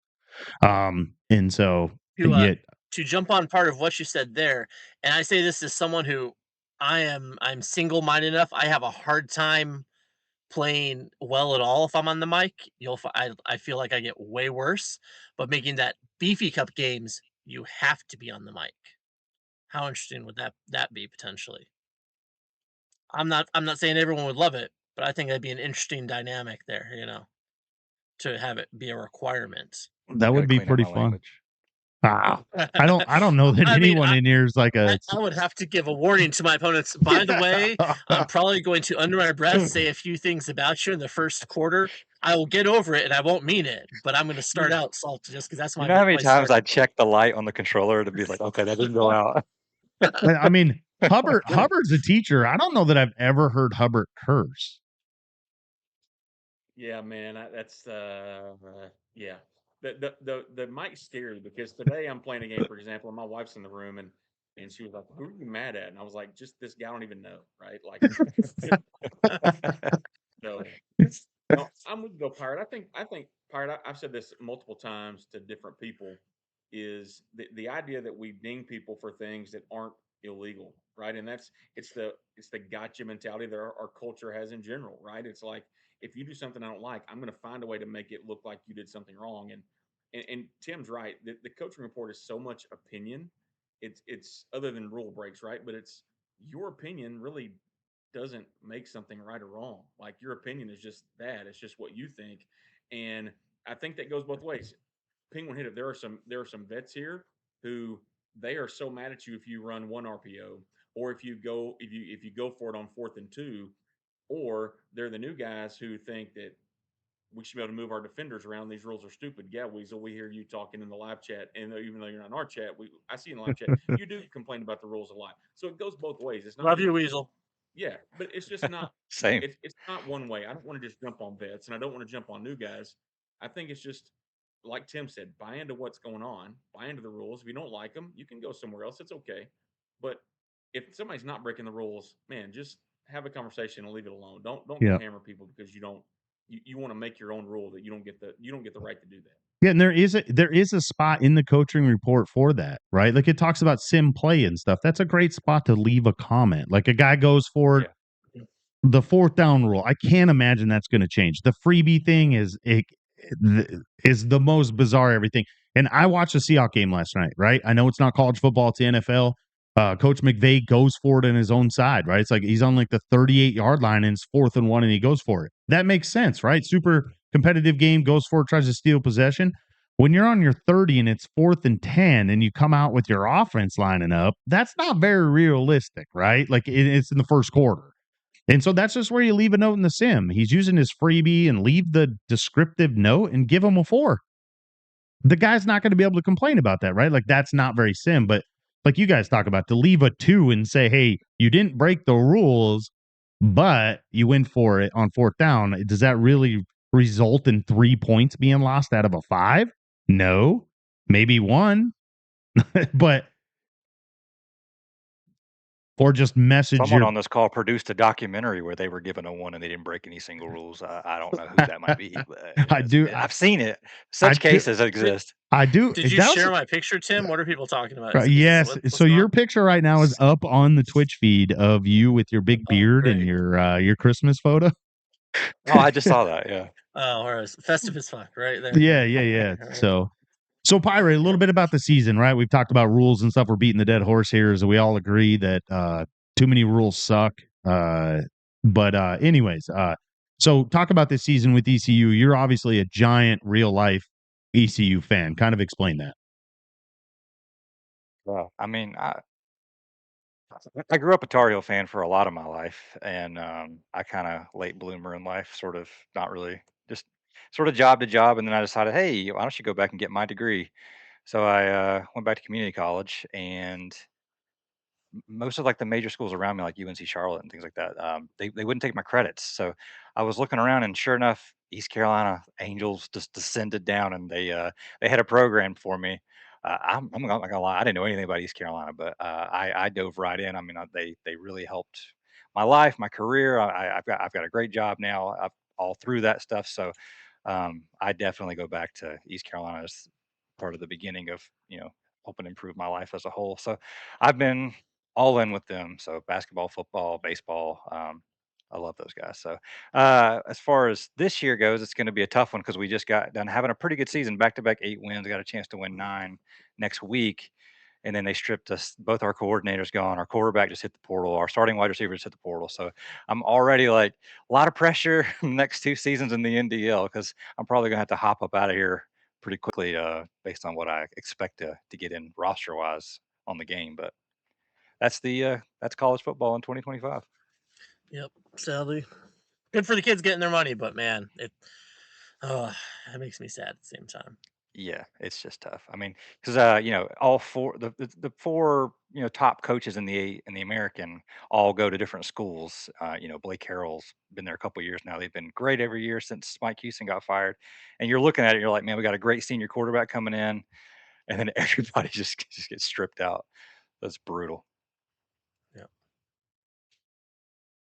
Man, so lots of success this season. Like what's the overall chatter and the goal for ECU this season in the NDL? Well, I mean, there's been pressure ever since day one because Penguin came in here talking about running the table, just a lot of like nasty things to say Playoffs. to jinx somebody. Yeah, I like where we're at. So like I alluded to at the beginning of the call, last year when I was Nevada, I was checked out. I didn't care. I didn't want to play. I was just kind of playing the games. I had no offense. I think I probably played 13 games last season, and 12 of them were my NDL games. When I got to ECU, I was really pumped. I got right in and started working on new offense, all that stuff. So I've been really having fun. This is the most I've like tried.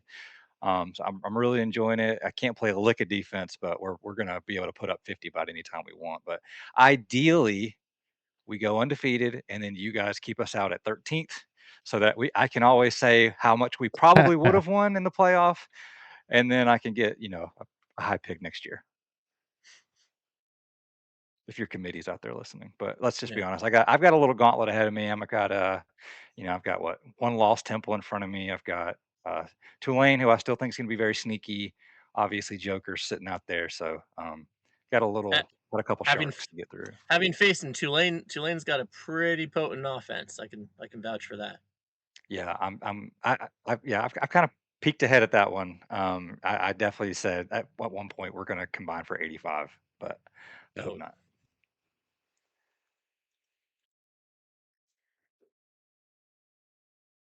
So you got a big matchup against Temple, obviously running you talk about the college football playoff, we know is a mid-major. Obviously any more losses or anything on the schedule or a blemish and probably not making it. What are some big things you're looking at the Temple offense, obviously putting up a ton of points this season?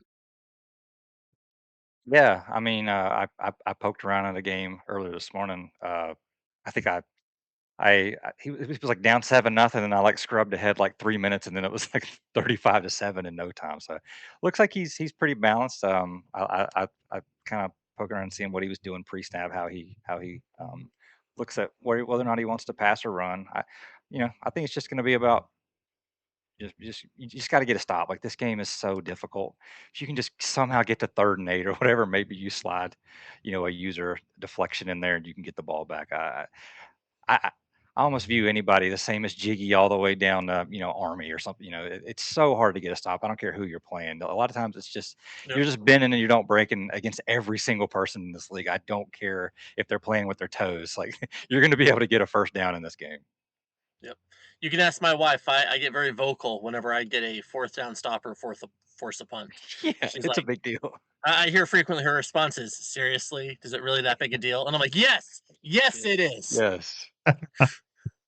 Yeah, it happens 2 times this season. I know.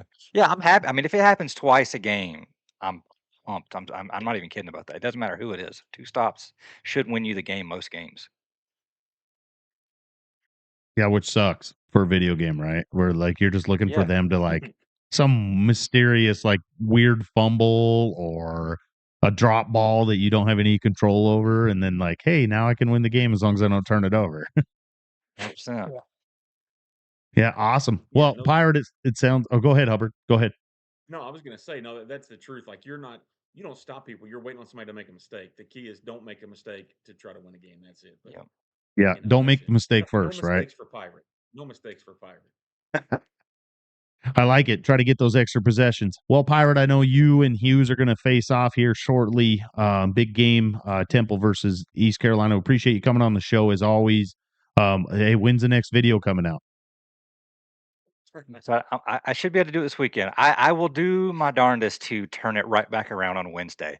Now, the only problem is someone's going to have to do something terrible in the next couple hours or There's days nothing to give going me on in the something. live chat. You're just going to have a video of Weasel by himself talking to himself. That does sell, though. I'm not going to act like that doesn't sell.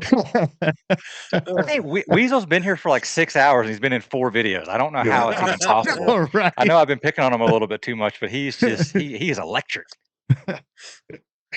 I bet if you could pull up a report in Discord that says like the most communication in our live chat, like it would probably Yeah. correlate with your videos for the most part. He's perfect, though. No, really appreciate it, man. Thanks for coming on the show. As always, you're always welcome to come on the show with the NDL Game Day crew here. I'm just going to get a pick from you right now. I'm just going to randomly pick one of these games. We're going to go with probably the other game of the week is Ohio State, Penn State. Who wins? I mean, Buchanan hasn't lost since the shoe, so I mean, I'm not going to pick against him. Yeah, do you hear that, Don't kick Smitty? it to him. F you, Smitty. That's a pirate flag. That's a quote you can put right on your locker room. It might be a good game though. Like if Smitty is able to grind it out, this could be the one. Does Watch me. Smitty I'm a professional fence sitter right here. Okay, does Smitty kick the ball off? That's the biggest question. I probably shouldn't. Why would Not he the would kickoff. kick the ball to him anymore? Just kick it out of bounds and let him take it at the 40. Yeah, 3rd row. All right. Well, we appreciate it, man, Pirate. Good luck in your game against Hughes. Obviously, 2 great coaches that came on the show today, and we really appreciate it. Yeah, sounds good. That was a blast. All right, talk to you guys soon.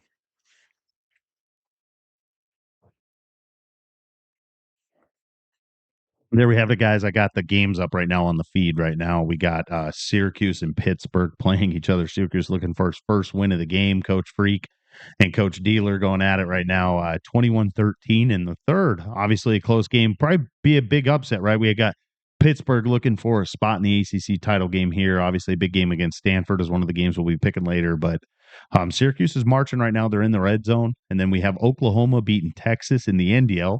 7-0 right now. Texas is on the 29 going in, and then in real life we have Oklahoma winning the CFP.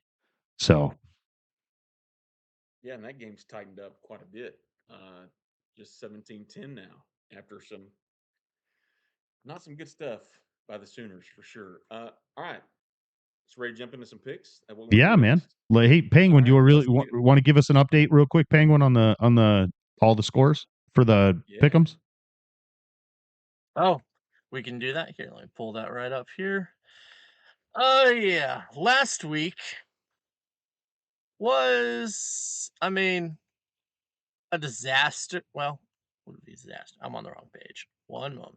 There we go. Last week was a little bit better, a little bit less of a disaster. And pending the outcome of this Texas Oklahoma game, we will have either one person or two people go 6-0. Because on the week so far, I went 4-1. Pat, Hubbard, and RB as our guest all went 5-0, and Tim went 4-1. So if the Sooners win, both Hubbard and RB will go 6-0, and Pat, in his suspension, if Texas pulls it off, will be the only one to go 6-0. And the overall standings, Tim's got a 2-game lead at 18-4, and myself, Pat, and Hubbard are all tied at 16-6. Man, show me the money. Okay, Right, I should start betting money on these games. so I can be a game out if Oklahoma wins. Okay, all right, perfect. Yeah. Closer. Getting And it closer. is 7-7. All right. That game's 7-7 right now. Texas just scored. Come on, Okay. one more. Okay, let's get in some pick'ems because this is where I think there's some games this week where we may be split on this. I know a couple people in our chat this week have said, well, maybe I need to pick some different picks to catch up. But the first one's actually an interesting Big Ten game, right? Because Michigan is the better team, right? They got probably the better roster. They're ranked up there, and they're hosting Michigan State. Metro, who won the MAC last year, right? We talk about Chip all the time in the MAC. Metro won the MAC. He's moved to Michigan State, and this team now is 4-1, 2-0 in the conference. Their one loss was a bad one to Arkansas, 17-point loss. But Arkansas, who I know we're not getting to the polls because we don't have the polls out yet. I have Arkansas in the top 25. I think Arkansas is a pretty good team. So I don't know if that loss is as bad as maybe we think. But Michigan, on the other hand, man, they have just fallen off of late. They lost on the road to RB in Wisconsin. They lost on the road to Washington. Nobody loses to Washington, though, right, Tim? But now they're sitting here at 5-2, and a loss for Michigan is completely puts them in a bad place, out of the top 25 conversation, out of the Big Ten conversation. Michigan and Michigan State, it's a big game. It's a huge one for the Big Ten, and even possibly Michigan State can win this and get in the playoff hunt. Michigan needs to win just to stay relevant, and I'm going to go with Sparty in this one over the Wolverines. Well, that's a very bold pick, sir, and that's actually different than what I thought, the direction I thought you were going to go, taking Sparty there. And they do have to go on the road here versus that fierce Michigan defense. But like you pointed out, outside of that loss, I point out also on the road to the mighty Razorbacks, who might be one of the most delicious mascots in all of sports. Most of the metrics say that picking Michigan makes sense here. But I also look at the fact that Michigan has lost 2 of their last 3. Granted, both of those were on the road, and now they're back at home here. And frankly, I just feel like all the numbers say Michigan. And unfortunately, that's the way I'm going to have to go. Despite the fact there's something in my head doubting this a little bit, I got to say the Wolverines and that home field is going to help get them right, and that defense will get this win. Okay, so this one's interesting for me. Obviously, I lost to Washington, and so I think I kind of got to cheer for Michigan to win this one, right? Because Michigan also lost to Washington, and so that kind of puts Washington at a higher pedestal, right? Like in my poll, I voted Washington ahead of Michigan. Both quality teams. I'm with you though, Hubbard, is that he starts to get into the conference. I mean, like he played Central Michigan, Florida State, Auburn, played Nebraska, and then he gets into the conference, loses to Wisconsin and RB up there. He wins a close game against USC, then loses to Washington. We got some battles for Michigan here, right? Like one of the other games we're going to talk about is the directional side of Michigan. I think that Metro, being the type of coach Metro is, I think he's going to control the game a little bit better. I don't think he's going to turn the ball over. I think Michigan State's actually going to come out with the win here and take the Bunyan Trophy, right? The Paul Bunyan Trophy. That's what's up for stakes here. I got Michigan State winning. As you can see, the league, the NDL league, something we did this started this week, and we'll start doing moving forward. And then next season, Penguin will keep track of the league stats too to see how they're voting. But in Michigan, also heavy favorite, and then Pat Pitt, Michigan State. I'm going to say one thing about Michigan State. Truthfully, if I think back to last season, he didn't get the love that maybe a guy like Jose or Weasel, some of those guys got last year because he didn't play a lot of his games until the very end. He had very few games played, picked them all up at the end, ended up winning the MAC. He's a good player, man, and he got a good team, and he's taking a Michigan State roster that's not talent wise at the top of the Big Ten and has a chance to make a run here in the Big Ten. I think Metro, pretty underrated guy. Yeah, the only other team he plays, if he beats Michigan, the only other ranked team he's going to play in that conference is Penn State. It doesn't play Oregon, doesn't play Ohio State. So obviously, this is a big game for Michigan State, right? He loses this game, he could be in a little bit of trouble. He wins this game though, and man, the conference wise, he's looking pretty good coming in that Penn State game.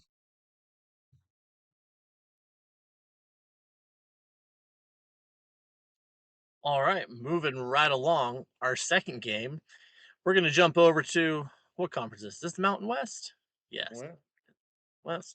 We have Fresno State Bulldogs and San Diego State Aztecs going to battle. I believe this is a rivalry game, technically. Oil can? Is that they fight for an actual can, or is this an oil can trophy? I'm not familiar with this one. Do you guys know anything about this rivalry? one I thing. don't, and Not one like, thing. I don't. yeah,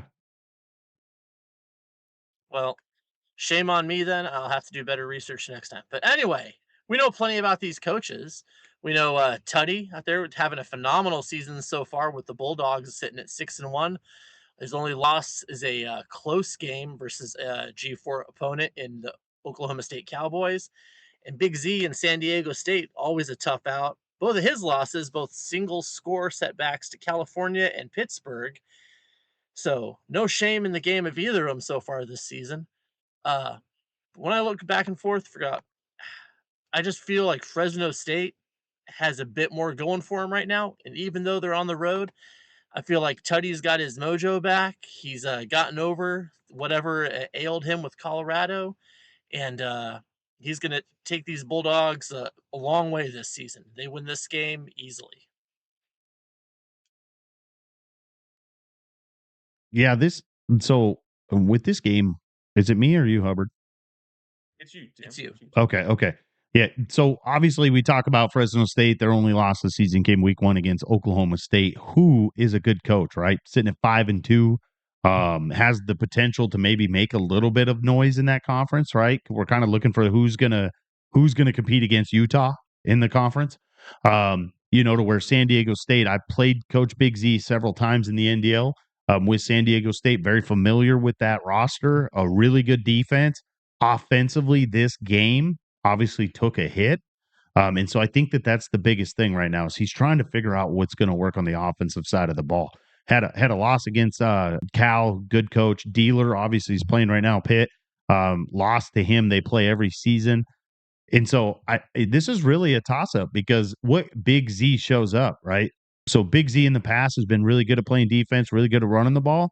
And so it's going to be really interesting. I think the thing that's going to play the key here is that I think Tuddy has kind of got it figured out on the offensive side of the ball. And I think he's going to be able to. We know how the game is definitely geared towards the offensive side of the ball. So no matter how good Big Z is on the defensive side of the ball, I think he's just going to overcome that. I think it's going to be a shootout, though.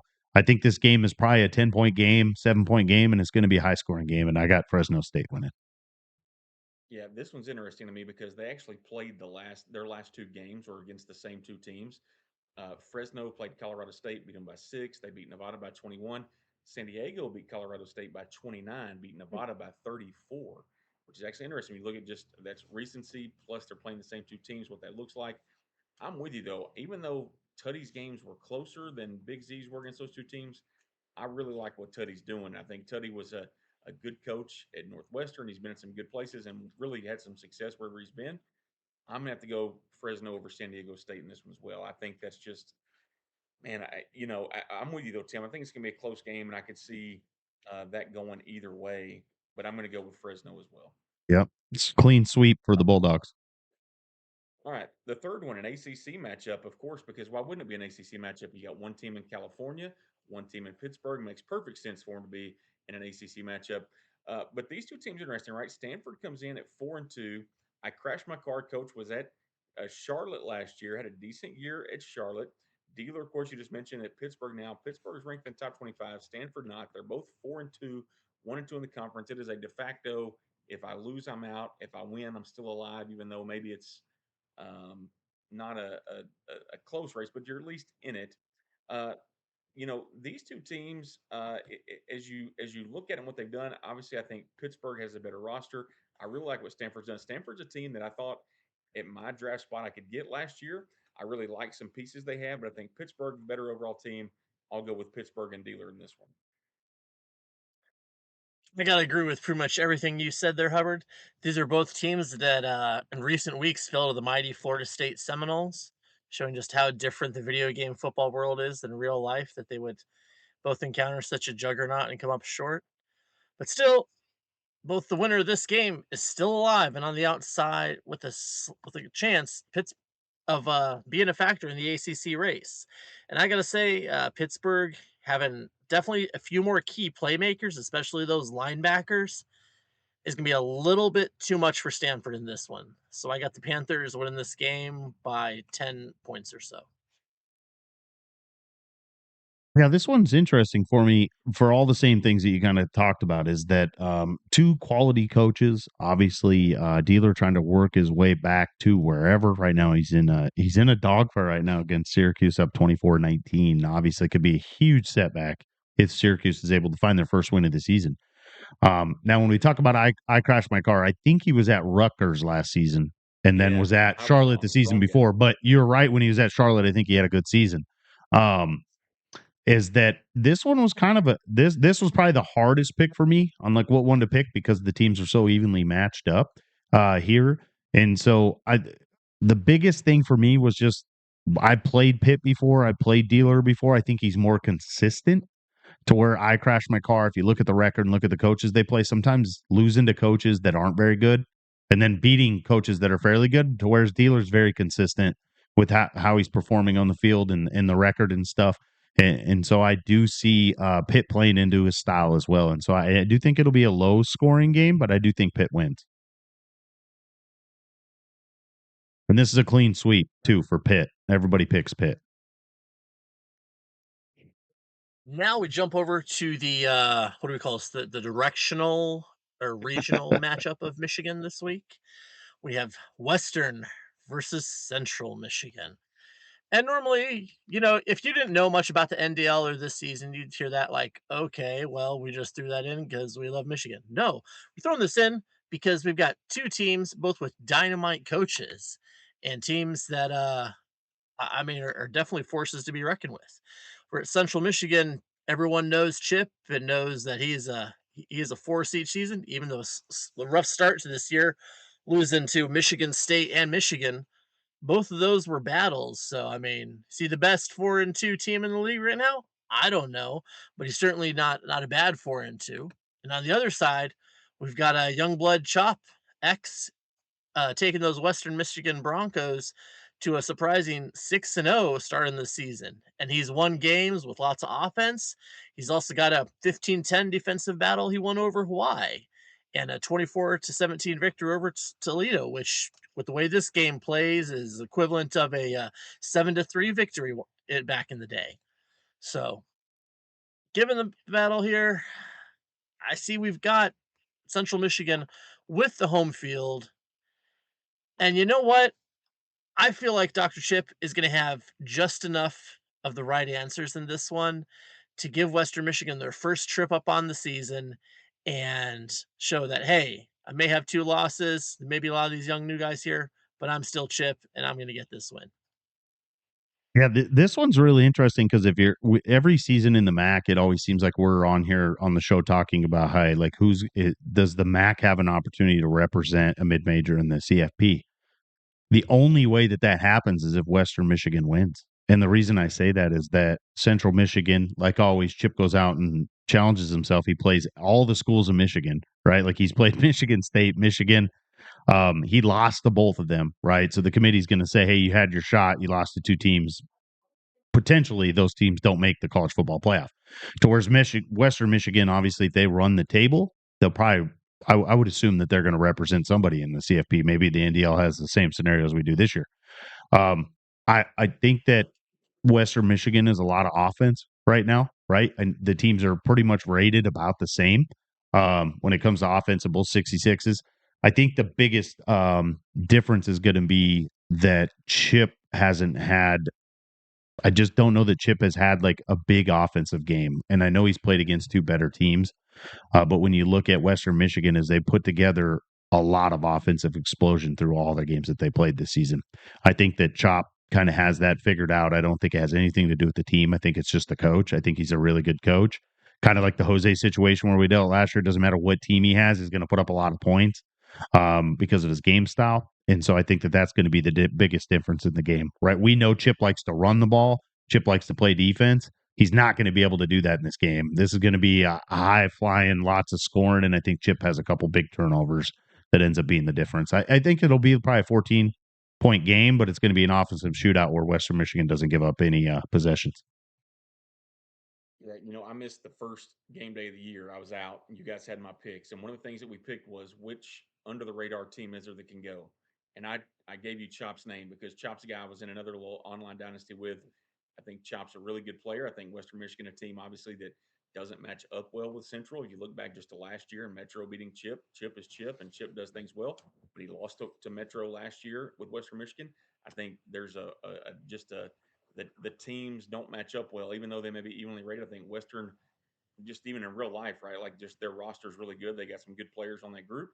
I'm going to go Western as well. I think that as much as I love Chip and enjoy playing Chip, and even in the beefy group, I think that Chop and Western are going to be really good. And I think they're going to go undefeated on the year. I think Buffalo and Western Michigan could be a really good matchup in the championship game because I don't think they play in the regular season, if I'm not mistaken. I think they both could be 12-0, and I think that gives them a chance unless Pirate runs the table, right? Like it's going to be interesting to see how the playoff works out if that plays out the way it does. But I'll go with Chop in this one. Next game on the list is another Big Ten game that is very interesting. We asked Pirate about it. You have the Kennedy and the Buckeyes taking on Smitty in Penn State. The game is in State College. Taking the Nittany Lions will be at home against Ohio State. And yeah, we talk about teams that win a bunch of games. D. Kennedy hasn't lost, and Smitty didn't go very well for him against Oregon, but that was on the road to Oregon, right? That's a tough place to go play. We know Smitty's style. We know D. Kennedy's style. It's a matchup of styles in this game. And yet, Smitty, don't kick in the ball. If you kick in the ball, he's going to beat you worse than he's going to already. I love Smitty, but I'm going to go Buckeyes here in this one. I want to pick Smitty, and I think that he learned from that game against Oregon. It was on the road, and he came up short with that horrible start. And he gets home field here. But I'm be frank here, Ohio State and Oregon are not the same. And sure, we all remember, that last second kickoff return for a touchdown. But I mean, let's not pretend that that was the fluke in that situation. That was a great battle, and Ohio State is, Kennedy is right there with the best of anyone in this league. And right until someone shows me otherwise at this point, I can't think of a matchup where I wouldn't pick Ohio State at this current moment versus anyone right now as we stand. So for that fact alone, I gotta say Buckeyes pull this one out until otherwise proven to me. Yeah, I've watched several of D. Kennedy's games this season, and he has not had a competitive game against them, right? Like I know the VT game Not at all. was a high scoring game, but it wasn't that. Like it wasn't competitive, right? He hasn't had a super competitive game where he's had to sweat, right? Like where he's had to make a play on the defensive or offensive side of the ball, where if he doesn't, the momentum swings and he loses the game. He hasn't had to do that. Penn State has several of them, right? He's played several close games. He played Jose when Jose was Georgia and won 24-10, okay, at home. Was that Plays before or after Jose was playing? It was before. He played Jose. Okay. Yeah, Smitty played Jose. But he was one of the losses that Jose sustained, right? He plays App State and Brady. Great coach. Brady's a great coach. Wins by 2 touchdowns, right? And he should have blown App State out, okay? The same type of opponents where I'm saying Ohio State's blowing them out, right? Those aren't competitive games. He plays Oregon and obviously loses in that game. Oregon was dominating the game. If anybody watched that game, Oregon dominated that game. Same with the Rutgers game. Oregon dominated that Rutgers game. They were almost up 35 at some point. Rutgers kind of came back towards the end, but I think that's one of those like Shell was being conservative because he's worried about the 35 score. And so I have Penn State being not very competitive in these games, or they're two competitive games where D Candy's been blowing out teams. I don't think this is going to be close here. I think Ohio State wins by 3 scores. Well, that's not even close at all. Well, that brings us to our game of the week, which my understanding is just kicking off. So we were making our picks, so we don't sound like we're giving us revisionist history here. We have Temple and East Carolina. Both of our guests are off to great starts on the season. We all know that Pirate and his Pirates are 5-0 on the year, and he's had competitive games with North Carolina State, but and a shootout with UL Monroe, but has smacked around Old Dominion, Miami of Ohio, and shut out the Army Black Knights. Oh. And then on the other side, Temple's done pretty well as well, despite a trip up on the road versus the UTSA Roadrunners. But most of those games have been shootouts for the most part, giving up a lot of points, but scoring way even more. Now, a lot's been made of the Temple offense, and that definitely matters a lot. But you know what? I picked East Carolina to go all the way at the start of the season, to head to that playoff. So that means, of course, they're going to win this game. Of course, Pirates going to get it done. And I got to pick the East Carolina Pirates all the way. Wow, this one was close. I think it's going to be a great game. I think it'll be whatever team turns the ball over in the fourth quarter or earlier. It'll be that we talked with both coaches. One of the things they talked about is, hey, don't give any extra possessions to the other team. One of these teams is going to do it, and I think Hughes is going to do it. I think Coach Pryor's going to take advantage of a Hughes turnover here, and that's where it's going to double up the score. And I got East Carolina winning a close game. I think it's going to be a lot of points, though, potentially over 100 points scored. Yeah, the one thing that Pirate doesn't do is turn it over. Just looking at the quarterback, he's only thrown 1 pick. Simon, of course, has thrown 28 touchdowns for Temple, but he's thrown 7 picks. But listen to this: Jay Ducker, the running back for Temple, averages, I don't know, 9-ish yards a carry. But London Montgomery, the running back for East Carolina, averages 11 yards a carry. It's tough to beat somebody who averages 11 yards a carry in this game, regardless. I think the fact that Pirate won't make mistakes, he won't turn it over, he can run the football. He'll limit possessions for Hughes, and I'm going to go with Pirate as well. Yeah, and that's who the league took. So again, I'm just kind of go over this again. The league took Michigan, Fresno State, Pitt, Central Michigan, Ohio State, East Carolina. But and it was overwhelmingly too. Like when I looked at the poll, almost all those polls were like 80%, which is pretty cool because that means that the league in general is kind of looking at the same way. I know our show ran a little bit longer than what we had talked about pregame. Obviously, we had 2 wonderful coaches on. I know it's halftime right now in that Oklahoma game that Hubbard's really looking forward to, the real life game, the Oklahoma game, 17-17, I think I saw. And so I won't take up too much more of his time. NDL wise, just give you a quick score update. Is Texas is winning 14-7. It looks like they're in the third right now. They push pause. I just looked over, push pause, not sure what's going on in that game.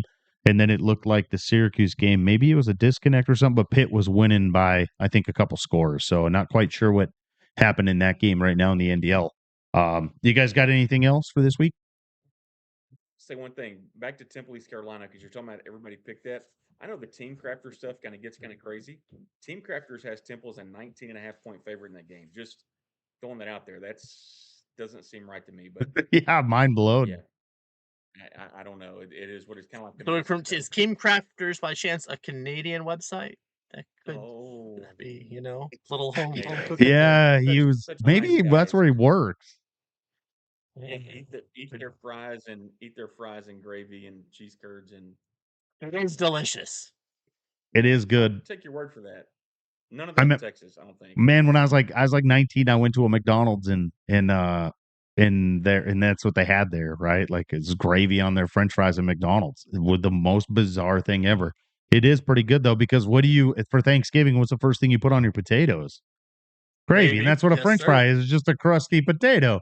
And so it really is good. Take my And mashed I mean, potatoes, make them smaller, yeah, and fry them. Yes, you come down please. to America, and what does Americans do, right? They put pulled pork on French fries. They put beans on French fries, chili on French fries, cheese on French fries. And in Canada, they just put fucking gravy. That's it. Just no ketchup, just gravy.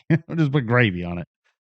They save the ketchup for the potato chips, which I might say is fantastic if you've never tried. I do like a Very Texas thing to do, by the way, gravy on your fries. But that I don't know. Hughes is talking. Hughes, you can't be talking about cheese curds right now, man. You got a game to play. He's in the chat talking to us about this. right, and I do like a good Ruffles crispy chip dipped in ketchup because it's literally like having try it, Jeremy. It's just like having a French So fry. good. So good. I'm gonna go do it as soon as we're off the air. I had some chips. I'm just gonna try it. I'll let you know in the chat. I don't know. Okay, you let us know in the chat how it is. They're both restarting right now. Hughes is. They said that they're trying to reload. I wonder if there's an EA issue because I just saw Pitt and Syracuse game was just in their lobby, and so I wonder if they're having some type of issue right now. But stay tuned. Right now, we got Temple and ECU coming on. Tons of college football tonight in the NDL as well as real life football. I really appreciate it, Jeremy and Penguin coming on a Friday night. We may not have a show next weekend because of the holidays and stuff. We're still kind of up in the air with everyone's schedule and stuff. So, Perfect. Good night, guys. Appreciate it. yep. Merry Christmas.